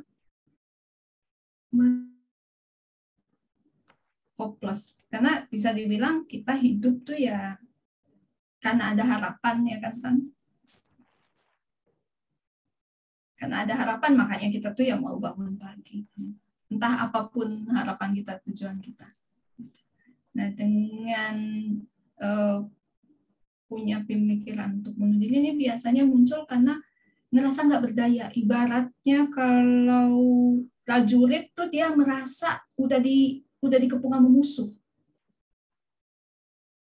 udah nggak berdaya, udah nggak bisa kemana-mana lagi. Nah, sekali lagi untuk kalau teman-teman di sini ada yang merasa punya pemikiran untuk bunuh diri atau sudah melakukan percobaan untuk bunuh diri, beranikan diri atau minta bantuan ke sesama teman gitu untuk menghubungi psikolog gitu ya, jadi bisa diskusi. Kekosongan diri itu bisa dicari dengan oke, apa yang kamu harapkan dalam hidupmu. Nah, kalau punya perasaan hopeless begini biasanya nggak kepikiran, jangankan sebulan ke depan, minggu depan apa besok aja nggak kepikiran. Pengennya hilang aja. Nah, sehingga sangat perlu pendampingan psikolog untuk membantu. Sekarang banyak kok platform-platform e-counseling yang nggak perlu keluar rumah, online begini konsultasinya tuh bisa. Jadi untuk membantu, biasanya kalau psikolognya merasa kayaknya perlu bantuan dari psikiater karena misalnya tadi mungkin saja ada pengaruh genetik atau karena memang struktur kimia yang ada di otak, maka akan dibuatkan surat rujukan ke psikiater kayak gitu. Karena tadi bisa saja gejala yang muncul ini, kekosongan yang muncul ini karena reaksi-reaksi kimia di otaknya kita. Karena fisik sama psikologis tuh nempelnya di situ, gitu. Nah, tapi kalau tadi kan Ibu emang sarankan kita ke profesional ya Bu. Cuman kalau misalnya kita mungkin banyak yang berpikir ya kalau kita ke psikolog tuh kayak sesuatu yang menakutkan kali ya Bu ya. Padahal sebenarnya mungkin itu lebih kayak kita cerita ya Bu ya sebenarnya. Kita cerita, kita bisa ada orang yang bisa mendengarkan kita gitu. Dan terutama psikolog itu udah punya sumpah kode etik untuk tidak membeberkan cerita ke orang lain, untuk tidak menyampaikan ceritanya ke orang lain, kayak gitu. Sehingga kalau dibilang lebih aman cerita ke psikolog gitu, karena dia punya kode etik yang dia pegang dan bisa kasih saran atau pendekatan yang profesional. Pergi ke satu psikolog saja dan merasa tidak cocok bukan berarti semua psikolog kayak gitu. Psikolog itu sama kayak dokter, cocok-cocokan gitu. Pendekatannya juga cocok-cocokan. Jadi sekarang banyak informasi yang terbuka di internet, cari psikolognya, cari spesialisasi dia apa gitu ya. Dia biasanya menangani kasus yang seperti apa, pilih yang kalau konsultasi sama orang ini kayaknya lebih nyaman. Karena ada juga kan, misalnya aku lebih suka kalau ngomong tuh sama psikolog yang cewek, nggak mau yang cowok, gitu misalnya. Iya. Sama lagi cari dokter ya Bu pokoknya sebenarnya. Sama, gitu. Aku lebih suka sama yang lebih muda, atau aku lebih suka cerita kalau psikolognya udah agak senior gitu. Ya, senior. Jadi cari di internet dan coba berani untuk hubungi gitu. Apalagi sekarang banyak itu tadi platform yang e-counseling. Jadi kalau memang sudah lebih mengganggu dari aktivitas atau memang lebih sampai menyakiti diri sendiri bahkan sampai pikiran untuk bunuh diri itu udah harus memang ditanganinnya oleh profesional. Kalau konsultasi dengan psikolog ya kurang lebih ya kayak kita ngobrol sekarang ini gitu. Psikolognya ya begini. Oh, berarti psikolog tuh nggak semua menakutkan ya, ini contohnya. Ya, ini contohnya yang ini nih. Yang begini ini nih psikolognya. Gitu. Ada pertanyaan lagi nih Bu. Apakah dorongan untuk bertumbuh dalam karakter bertentangan dengan konsep menerima diri apa adanya? Karena banyak nih orang yang malas tapi bersembunyi di balik alasan itu. Bersembunyi di balik alasan apa? Jadi dorongan untuk bertumbuh dalam karakter bertentangan dengan konsep menerima diri apa adanya. Oh, kalau aku jadi rajin, aku tidak apa adanya gitu ya. Nah, ini perlu diperhatikan. Ini biasanya kalau yang sekarang lagi ngetren tuh kan yang itu introvert, extrovert gitu.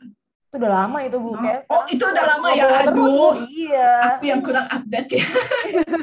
Sampai sekarang masih terus. Sampai sekarang masih hangat ya. Masih. Karena begini, sekarang itu dunia itu kayaknya dipenuhi oleh orang-orang yang ekstrovert. Padahal kelihatannya. Padahal sebetulnya nggak ada orang yang 100% ekstrovert atau 100% introvert. Nggak ada. kita itu spektrum sebetulnya, spektrum. Jadi kayak warna gitu ya. Nggak ada yang 100% putih, nggak ada yang 100% hitam. Yang ada itu kecenderungan. Kecenderungan itu kan apakah akan di situ terus ya? Enggak. Gitu. Akan bergerak ya, mengikuti. Nah, ada banyak orang yang kemudian yang presentasi aku kan introvert. Nah, ini menggunakan alasan karakter kepribadian untuk membenarkan kurangnya keterampilan. Perlu hati-hati. Karena apa? Introvert bisa kok percaya diri. Introvert bisa kok tegas. Introvert bisa kok ngomong di depan banyak orang. Karena apa? Kecenderungan kepribadian itu tidak ada hubungannya dengan keterampilan.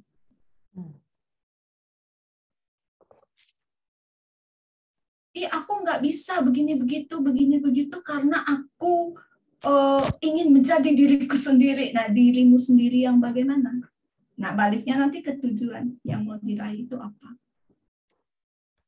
Nah, ada kalanya begini, karena aku nggak mau jadi fake orangnya, aku nggak suka kalau fake. Nah, bedakan antara kamu menipu dirimu sendiri dengan tampil.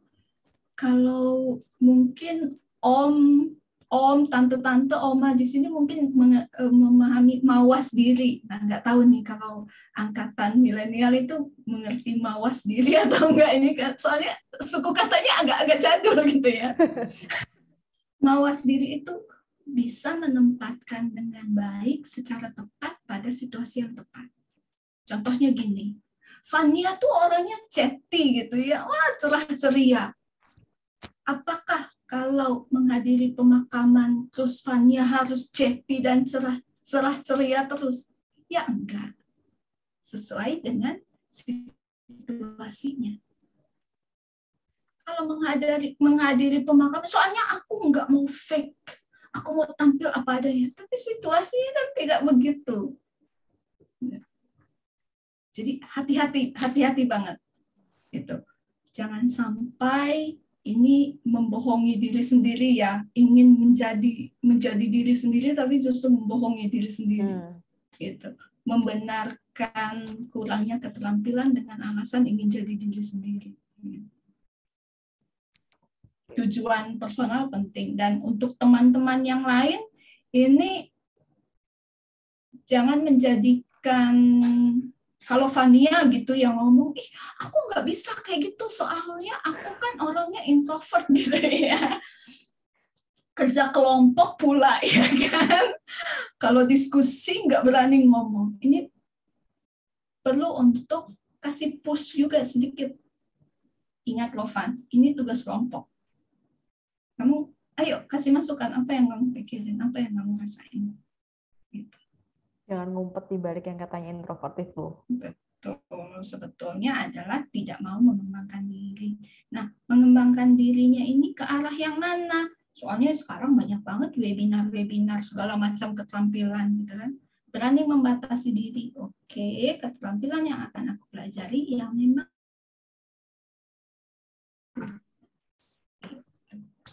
Oke, Bu. 2 pertanyaan terakhir ya, Bu ya. Baik, siap. Kayaknya lumayan seru ya, Van, sore ini. Banyak, ternyata banyak banget yang nanya gitu. Dan aduh, aku senang banget sih. Ternyata banyak banget yang, atau sebenarnya ada juga yang banyak pertanyaan, ataupun yang mungkin ada yang merasakan tadi ya, yang memang perlu ke psikiater atau perlu ke psikolog gitu. Ternyata diam-diam loh, Van. Jadinya kan? Diam-diam loh, Van. Ini banyak yang matiin kamera, ternyata di belakangnya jari-jari. Iya. Di atas keyboardnya. Justru matiin kamera biar ekspresif, Bu. Padahal sangat-sangat ini, Bu, lagi ekspresif sekali, Bu, nontonin kita ini, Bu, dan dengerin kita ini. Nah, tadi ada pertanyaan nih, 2 pertanyaan terakhir ya, Bu ya. Gimana kalau nangis udah bukan jadi sesuatu hal yang bikin kita lega? Kalau kita ada masalah nih. Padahal nih dia udah rutin ke psikiater dan segala cara pengalihan anxiety udah dicoba juga. Kata kuncinya ada pada pengalihan. Kalau tidak dihadapi sumber kecemasannya, ya nggak selesai. Karena ada juga yang bilang, tapi aku meditasi gitu. Aku relaksasi. Meditasi dan relaksasi itu kalau buatku pribadi ini seperti P3K-nya psikologi. Dia akan menurunkan gejalanya, gejala kecemasannya, tetapi tidak menyelesaikan sumber kecemasannya. Ini ibarat Fania makan bakso pedas gitu ya. Itu hari Kamis kemarin, hari Jumat mulai bereaksi ya kan. Wah, pergi ke dokter. Dikasih obat, stop. Hari Jumat makan bakso pedas lagi. Ya muncul lagi gitu. Jadi sumber kecemasannya perlu dihadapi. Yang diturunkan oleh relaksasi atau meditasi adalah gejalanya, gejala kecemasannya. Jadi sumber kecemasannya tetap harus dihadapi. Kalau gitu nggak penting dong relaksasi. Kan namanya P3K. P3K itu tidak selalu dibutuhkan. Tapi begitu diperlukan, butuh banget. Jadi tetap harus dilatih, tetap harus dipraktikkan relaksasinya, meditasinya. Nah, jadi tidak beralih dari kecemasannya. Dihadapi, dievaluasi tadi. Kita udah sempat ngobrol sebentar ya, Fanya. Dievaluasi, apa sih yang dicemasin? Kalau aku biasanya menyarankannya untuk ditulis. Itu sumber kecemasannya. Oke. Mungkin sambil pertanyaan kedua, Van, ada sesuatu yang ingin aku tunjukkan yang mungkin bisa bantu teman-teman. Boleh. Lanjut ke pertanyaan yang terakhir ya, Bu ya. Toxic family ini, Bu. Bagaimana cara memutuskan mata rantai itu, toxic family itu, dengan tidak terus-menerus kepahitan di keluarga? Nah, kalau kita bicara dalam keluarga, ini tadi perlu betul-betul siap waktu, tenaga, pikiran, perasaan. Harus betul-betul mau untuk, karena prosesnya disclaimer sejak awal, tidak akan menyenangkan, tidak akan mudah. Karena ini nih ibarat luka gitu ya, selama ini yang kelihatannya baik, tapi sebetulnya dalamnya udah makin lama makin busuk gitu lah ya. Menyakitkan ya, Bu. Ini kan harus dikorek ya, kalau mau dibersihin ya, mau sembuh kan harus dikorek ya. Gitu. Jadi kalau mau diputus, ada kalanya kalau memang, karena tadi aku bilang ada dua pilihan gitu ya. Ya sudah, mau fokus dengan diri sendiri. Perlu mengenali dulu apa yang bisa dipelajari dari relasi itu. Apa sih yang kurang, apa sih yang perlu diperbaiki. Ini sebetulnya sama kayak orang pacaran gitu. Putus. Kenapa sih putus? Apakah karena memang perasaannya yang hilang, atau misalnya, mungkin karena komunikasinya yang nggak baik. Apa ya yang bisa aku lakukan, yang bisa aku perbaiki di relasiku selanjutnya.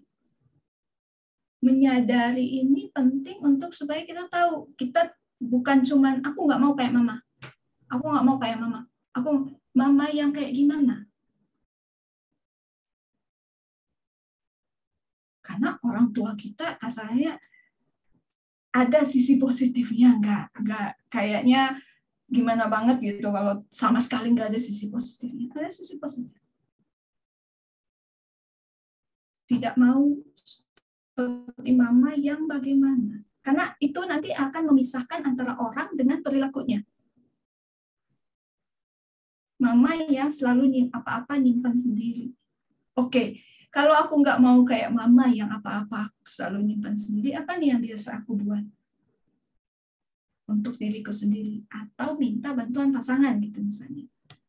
Kalau kita lagi ada masalah, kalau aku lagi nggak pengen cerita, jangan dipaksa. Karena aku nanti makin nggak pengen cerita. Kasih aku waktu. Aku pengen belajar ngungkapin perasaanku, karena aku nggak pengen kayak mama yang nyimpan perasaan sendiri gitu misalnya. Sehingga apa? Dengan suami, dengan pasangan bisa dibantu untuk, oke, pelan-pelan gimana perasaannya? Udah mendingan belum? Udah mau cerita sekarang apa enggak? Enggak, pengen ceritanya besok aja. Oke, kalau pengen besok aja nggak apa-apa. keesokannya gimana? Mau cerita hari ini apa enggak? Gitu. Sehingga apa? Kita betul-betul memutus rantainya. Menghadapi masalahnya ya Bu, intinya. Betul. Dan bisa menghindar. Dengan keluarga ini nggak suka itu tadi memisahkan antara orangnya dengan perilakunya. Karena jangan sampai yang kita nggak suka itu sebetulnya perilakunya. Gitu kan? Ya, Bu. Aku mau menunjukkan sedikit cara yang bisa dilakukan oleh teman-teman kalau ingin mengevaluasi rasa cemasnya yang muncul, rasa pikiran negatif thinking yang muncul gitu ya. Bisa digali dengan ini, dibuat aja tabelnya gitu ya, tulis tangan gitu ya boleh, pakai Word, pakai Excel gitu ya silakan. Pikiran atau perasaan apa sih yang muncul? Nah, pikiran perasaan ini alasannya apa sih? Ada dasarnya enggak? Ada buktinya enggak? Masuk akal apa enggak alasannya? Atau tadi dibuat-buat ya, Fanya? Iya. Karena gini, kadang-kadang ya itu, our brain playing tricks on us gitu ya. Dia bikin skenario-nya sendiri. Banyak gitu. Masuk akal apa enggak? Nah, situasi itu ada di bawah kendalimu atau enggak? Karena kita harus menerima juga nih, Van. Ada banyak hal yang memang di luar kendalinya kita. Untuk bisa menerima hal-hal yang memang tidak ada di bawah kontrolnya kita. Gitu. Tapi kalau ada di bawah kendali kita, apa sih yang bisa dibuat?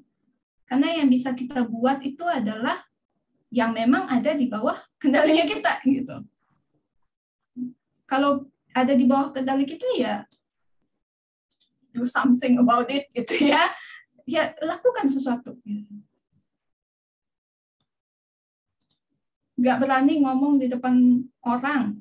Apa yang ditakutkan? Takut dicela, presentasinya jelek.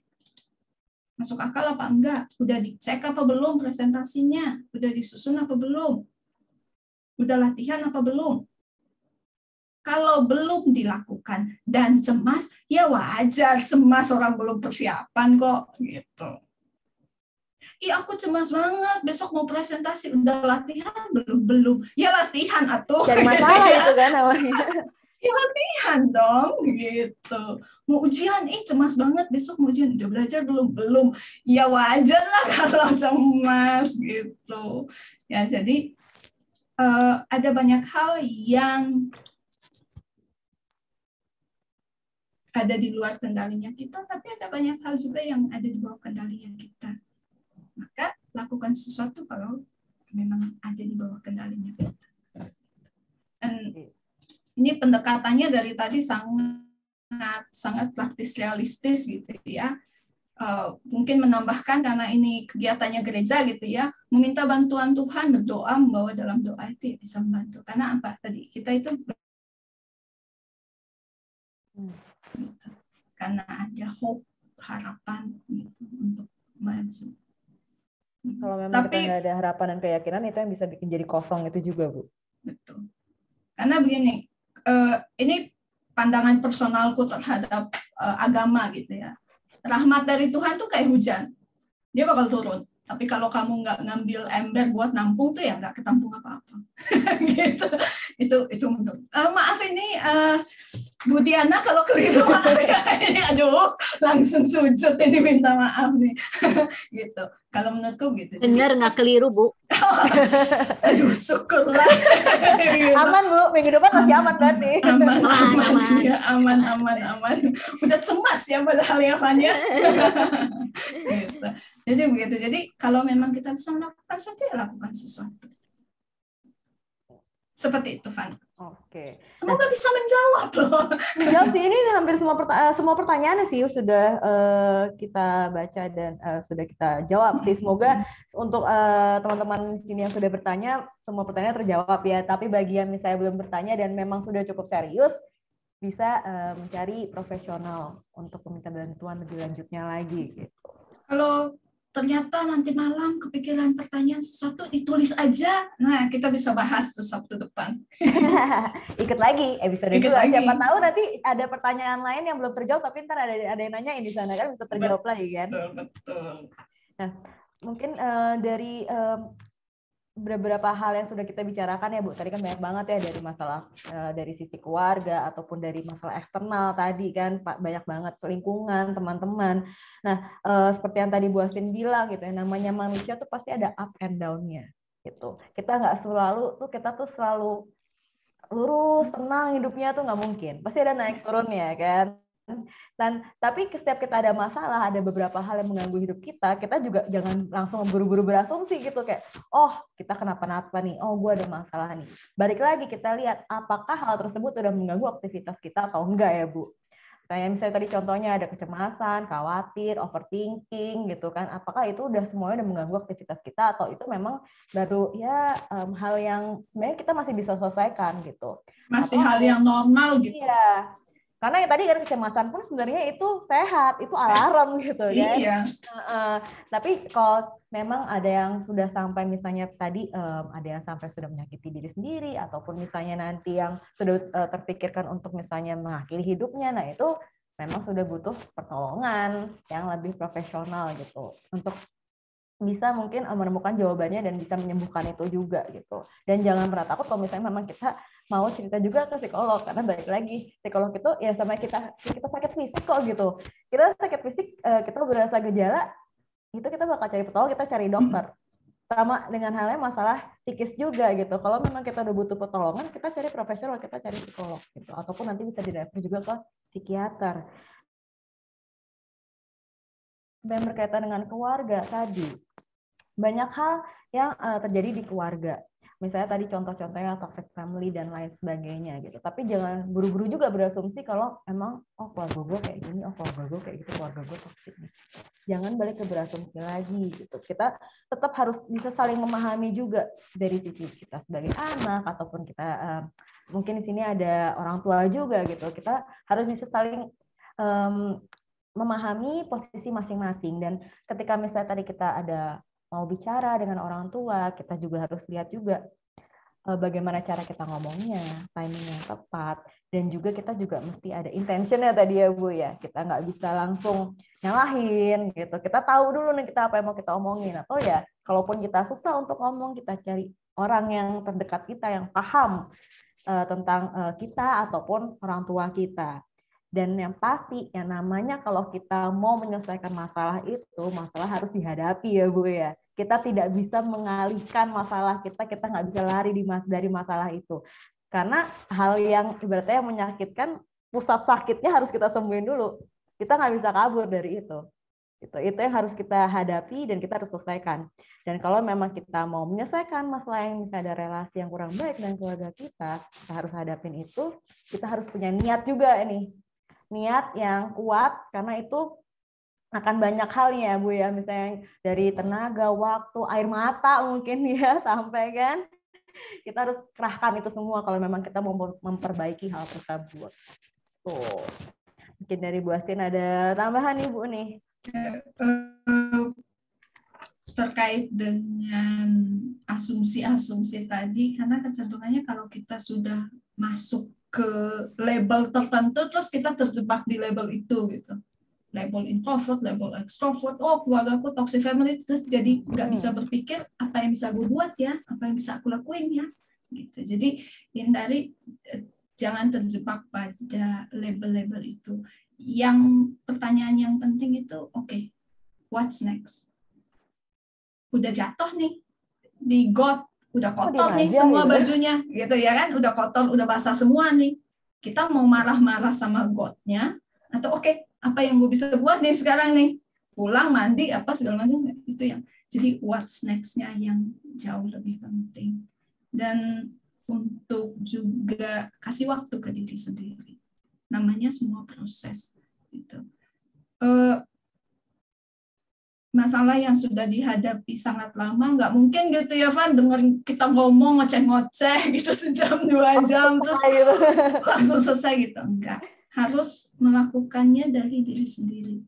apapun pilihan yang kamu buat, mulai dari diri sendiri. Karena tanggung jawab, karena pertumbuhan personalmu, perkembangan personalmu itu ada di dirimu sendiri. Jadi kasih waktu juga untuk diri sendiri.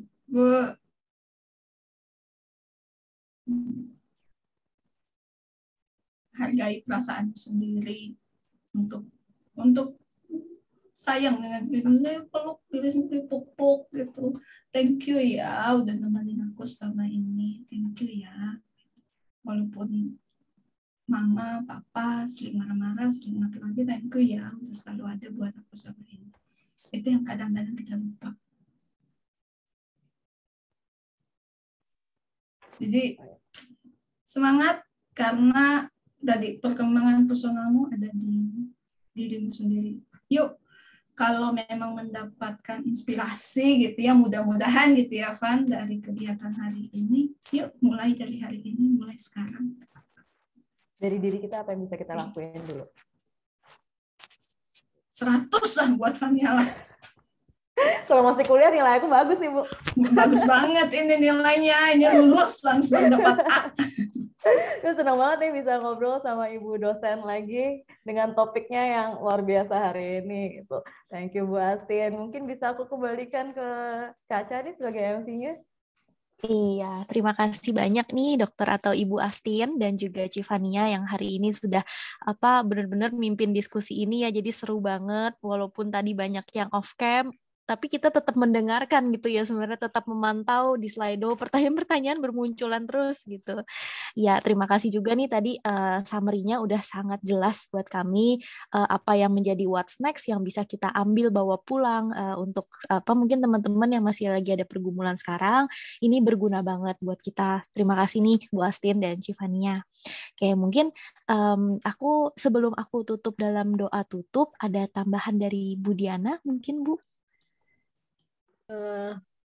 Tidak ada tambahan kecuali yang tadi bagian yang terakhir dikasih Bu Astin itu baik. Saya mencatat loh. Ya mungkin boleh diminta supaya nanti bisa di-share teman-teman yang tadi belum sempat mencatat ya. Kalau saya mencatat di buku. Mungkin belum sempat mencatat, itu boleh tolong di-share kalau boleh ya sama Dr. Astin ya. Karena itu bermanfaat menurut saya ya. Amat bermanfaat. Bukan berarti yang lain tidak bermanfaat, tapi itu menolong tadi ya. What next-nya itu loh. Ya, untuk kita menghadapi kegelisahan atau punya kesehatan mental yang lebih baik dikembangkan ya, kita mengisi itu. Begitu ya Ibu Astin ya. Ya betul, terima kasih banyak Ibu Diana udah ikut mendengarkan, ikut mencatat pula. Duh, berbunga-bunga jadinya. Semoga terima bisa. Kasih, Bu. Saya terima kasih sama Ibu. Terima kasih banyak juga. Nih kita minggu depan ayo lagi nih Bu. Iya, saya tunggu. Jadi saudara-saudara minggu depan datang lagi, biarpun itu untuk orang dewasa, kita perlu mendengar juga supaya kita memahami. Ya, terima kasih Vanessa. Iya, terima kasih Bu Astin, Tuhan berkati. Hebat kamu menjadi moderator yang luar biasa. Iya, oke, baik kalau gitu teman-teman, mungkin kita udah sampai di penghujung acara webinar sesi pertama kita ya. Jangan lupa di minggu depan kita akan ada sesi yang kedua dan teman-teman remaja pemuda juga turut diundang untuk berpartisipasi, ikut join di sesi yang minggu depan. Oke, baik, mungkin aku akan pimpin dalam doa tutup ya teman-teman. Mari kita berdoa. Tuhan Allah Bapa kami, terima kasih atas setiap pimpinan-Mu, setiap bimbingan Tuhan, sehingga hari ini sesi webinar kami bisa berjalan dengan lancar. Terima kasih atas jaringan internet juga yang berjalan cukup lancar hari ini tanpa ada kendala yang signifikan. Tuhan, kami hari ini sudah belajar begitu banyak dari Dr. Astin dan juga Vania sebagai moderator.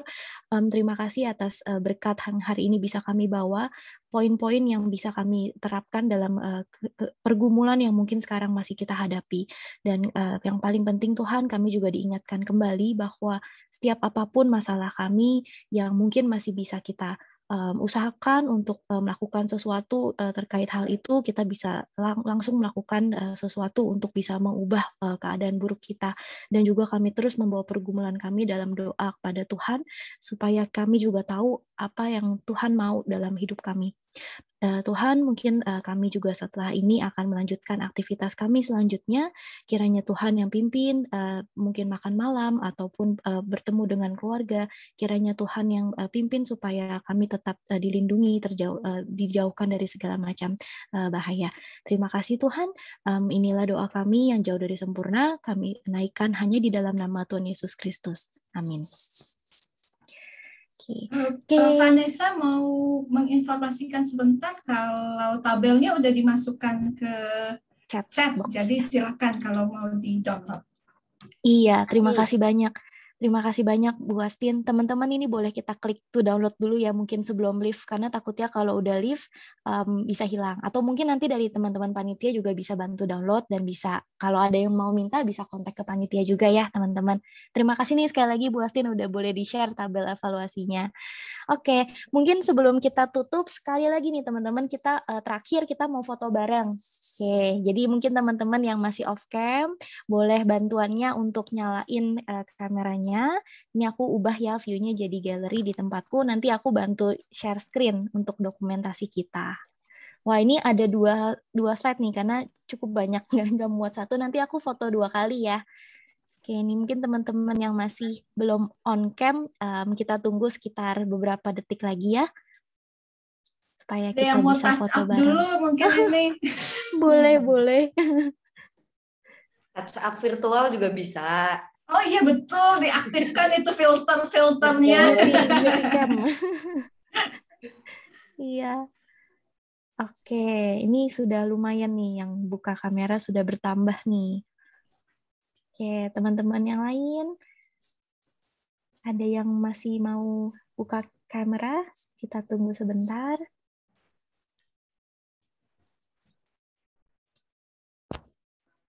Oke, ya sudah. Mungkin ini aku screenshot dulu satu-satu ya teman-teman ya. Jadi tetap senyum aja karena nggak tahu ada di slide 1 atau slide 2 gitu teman-teman. Kita senyum aja ya bareng-bareng ya. Aku foto dulu ya. 1, 2, 3.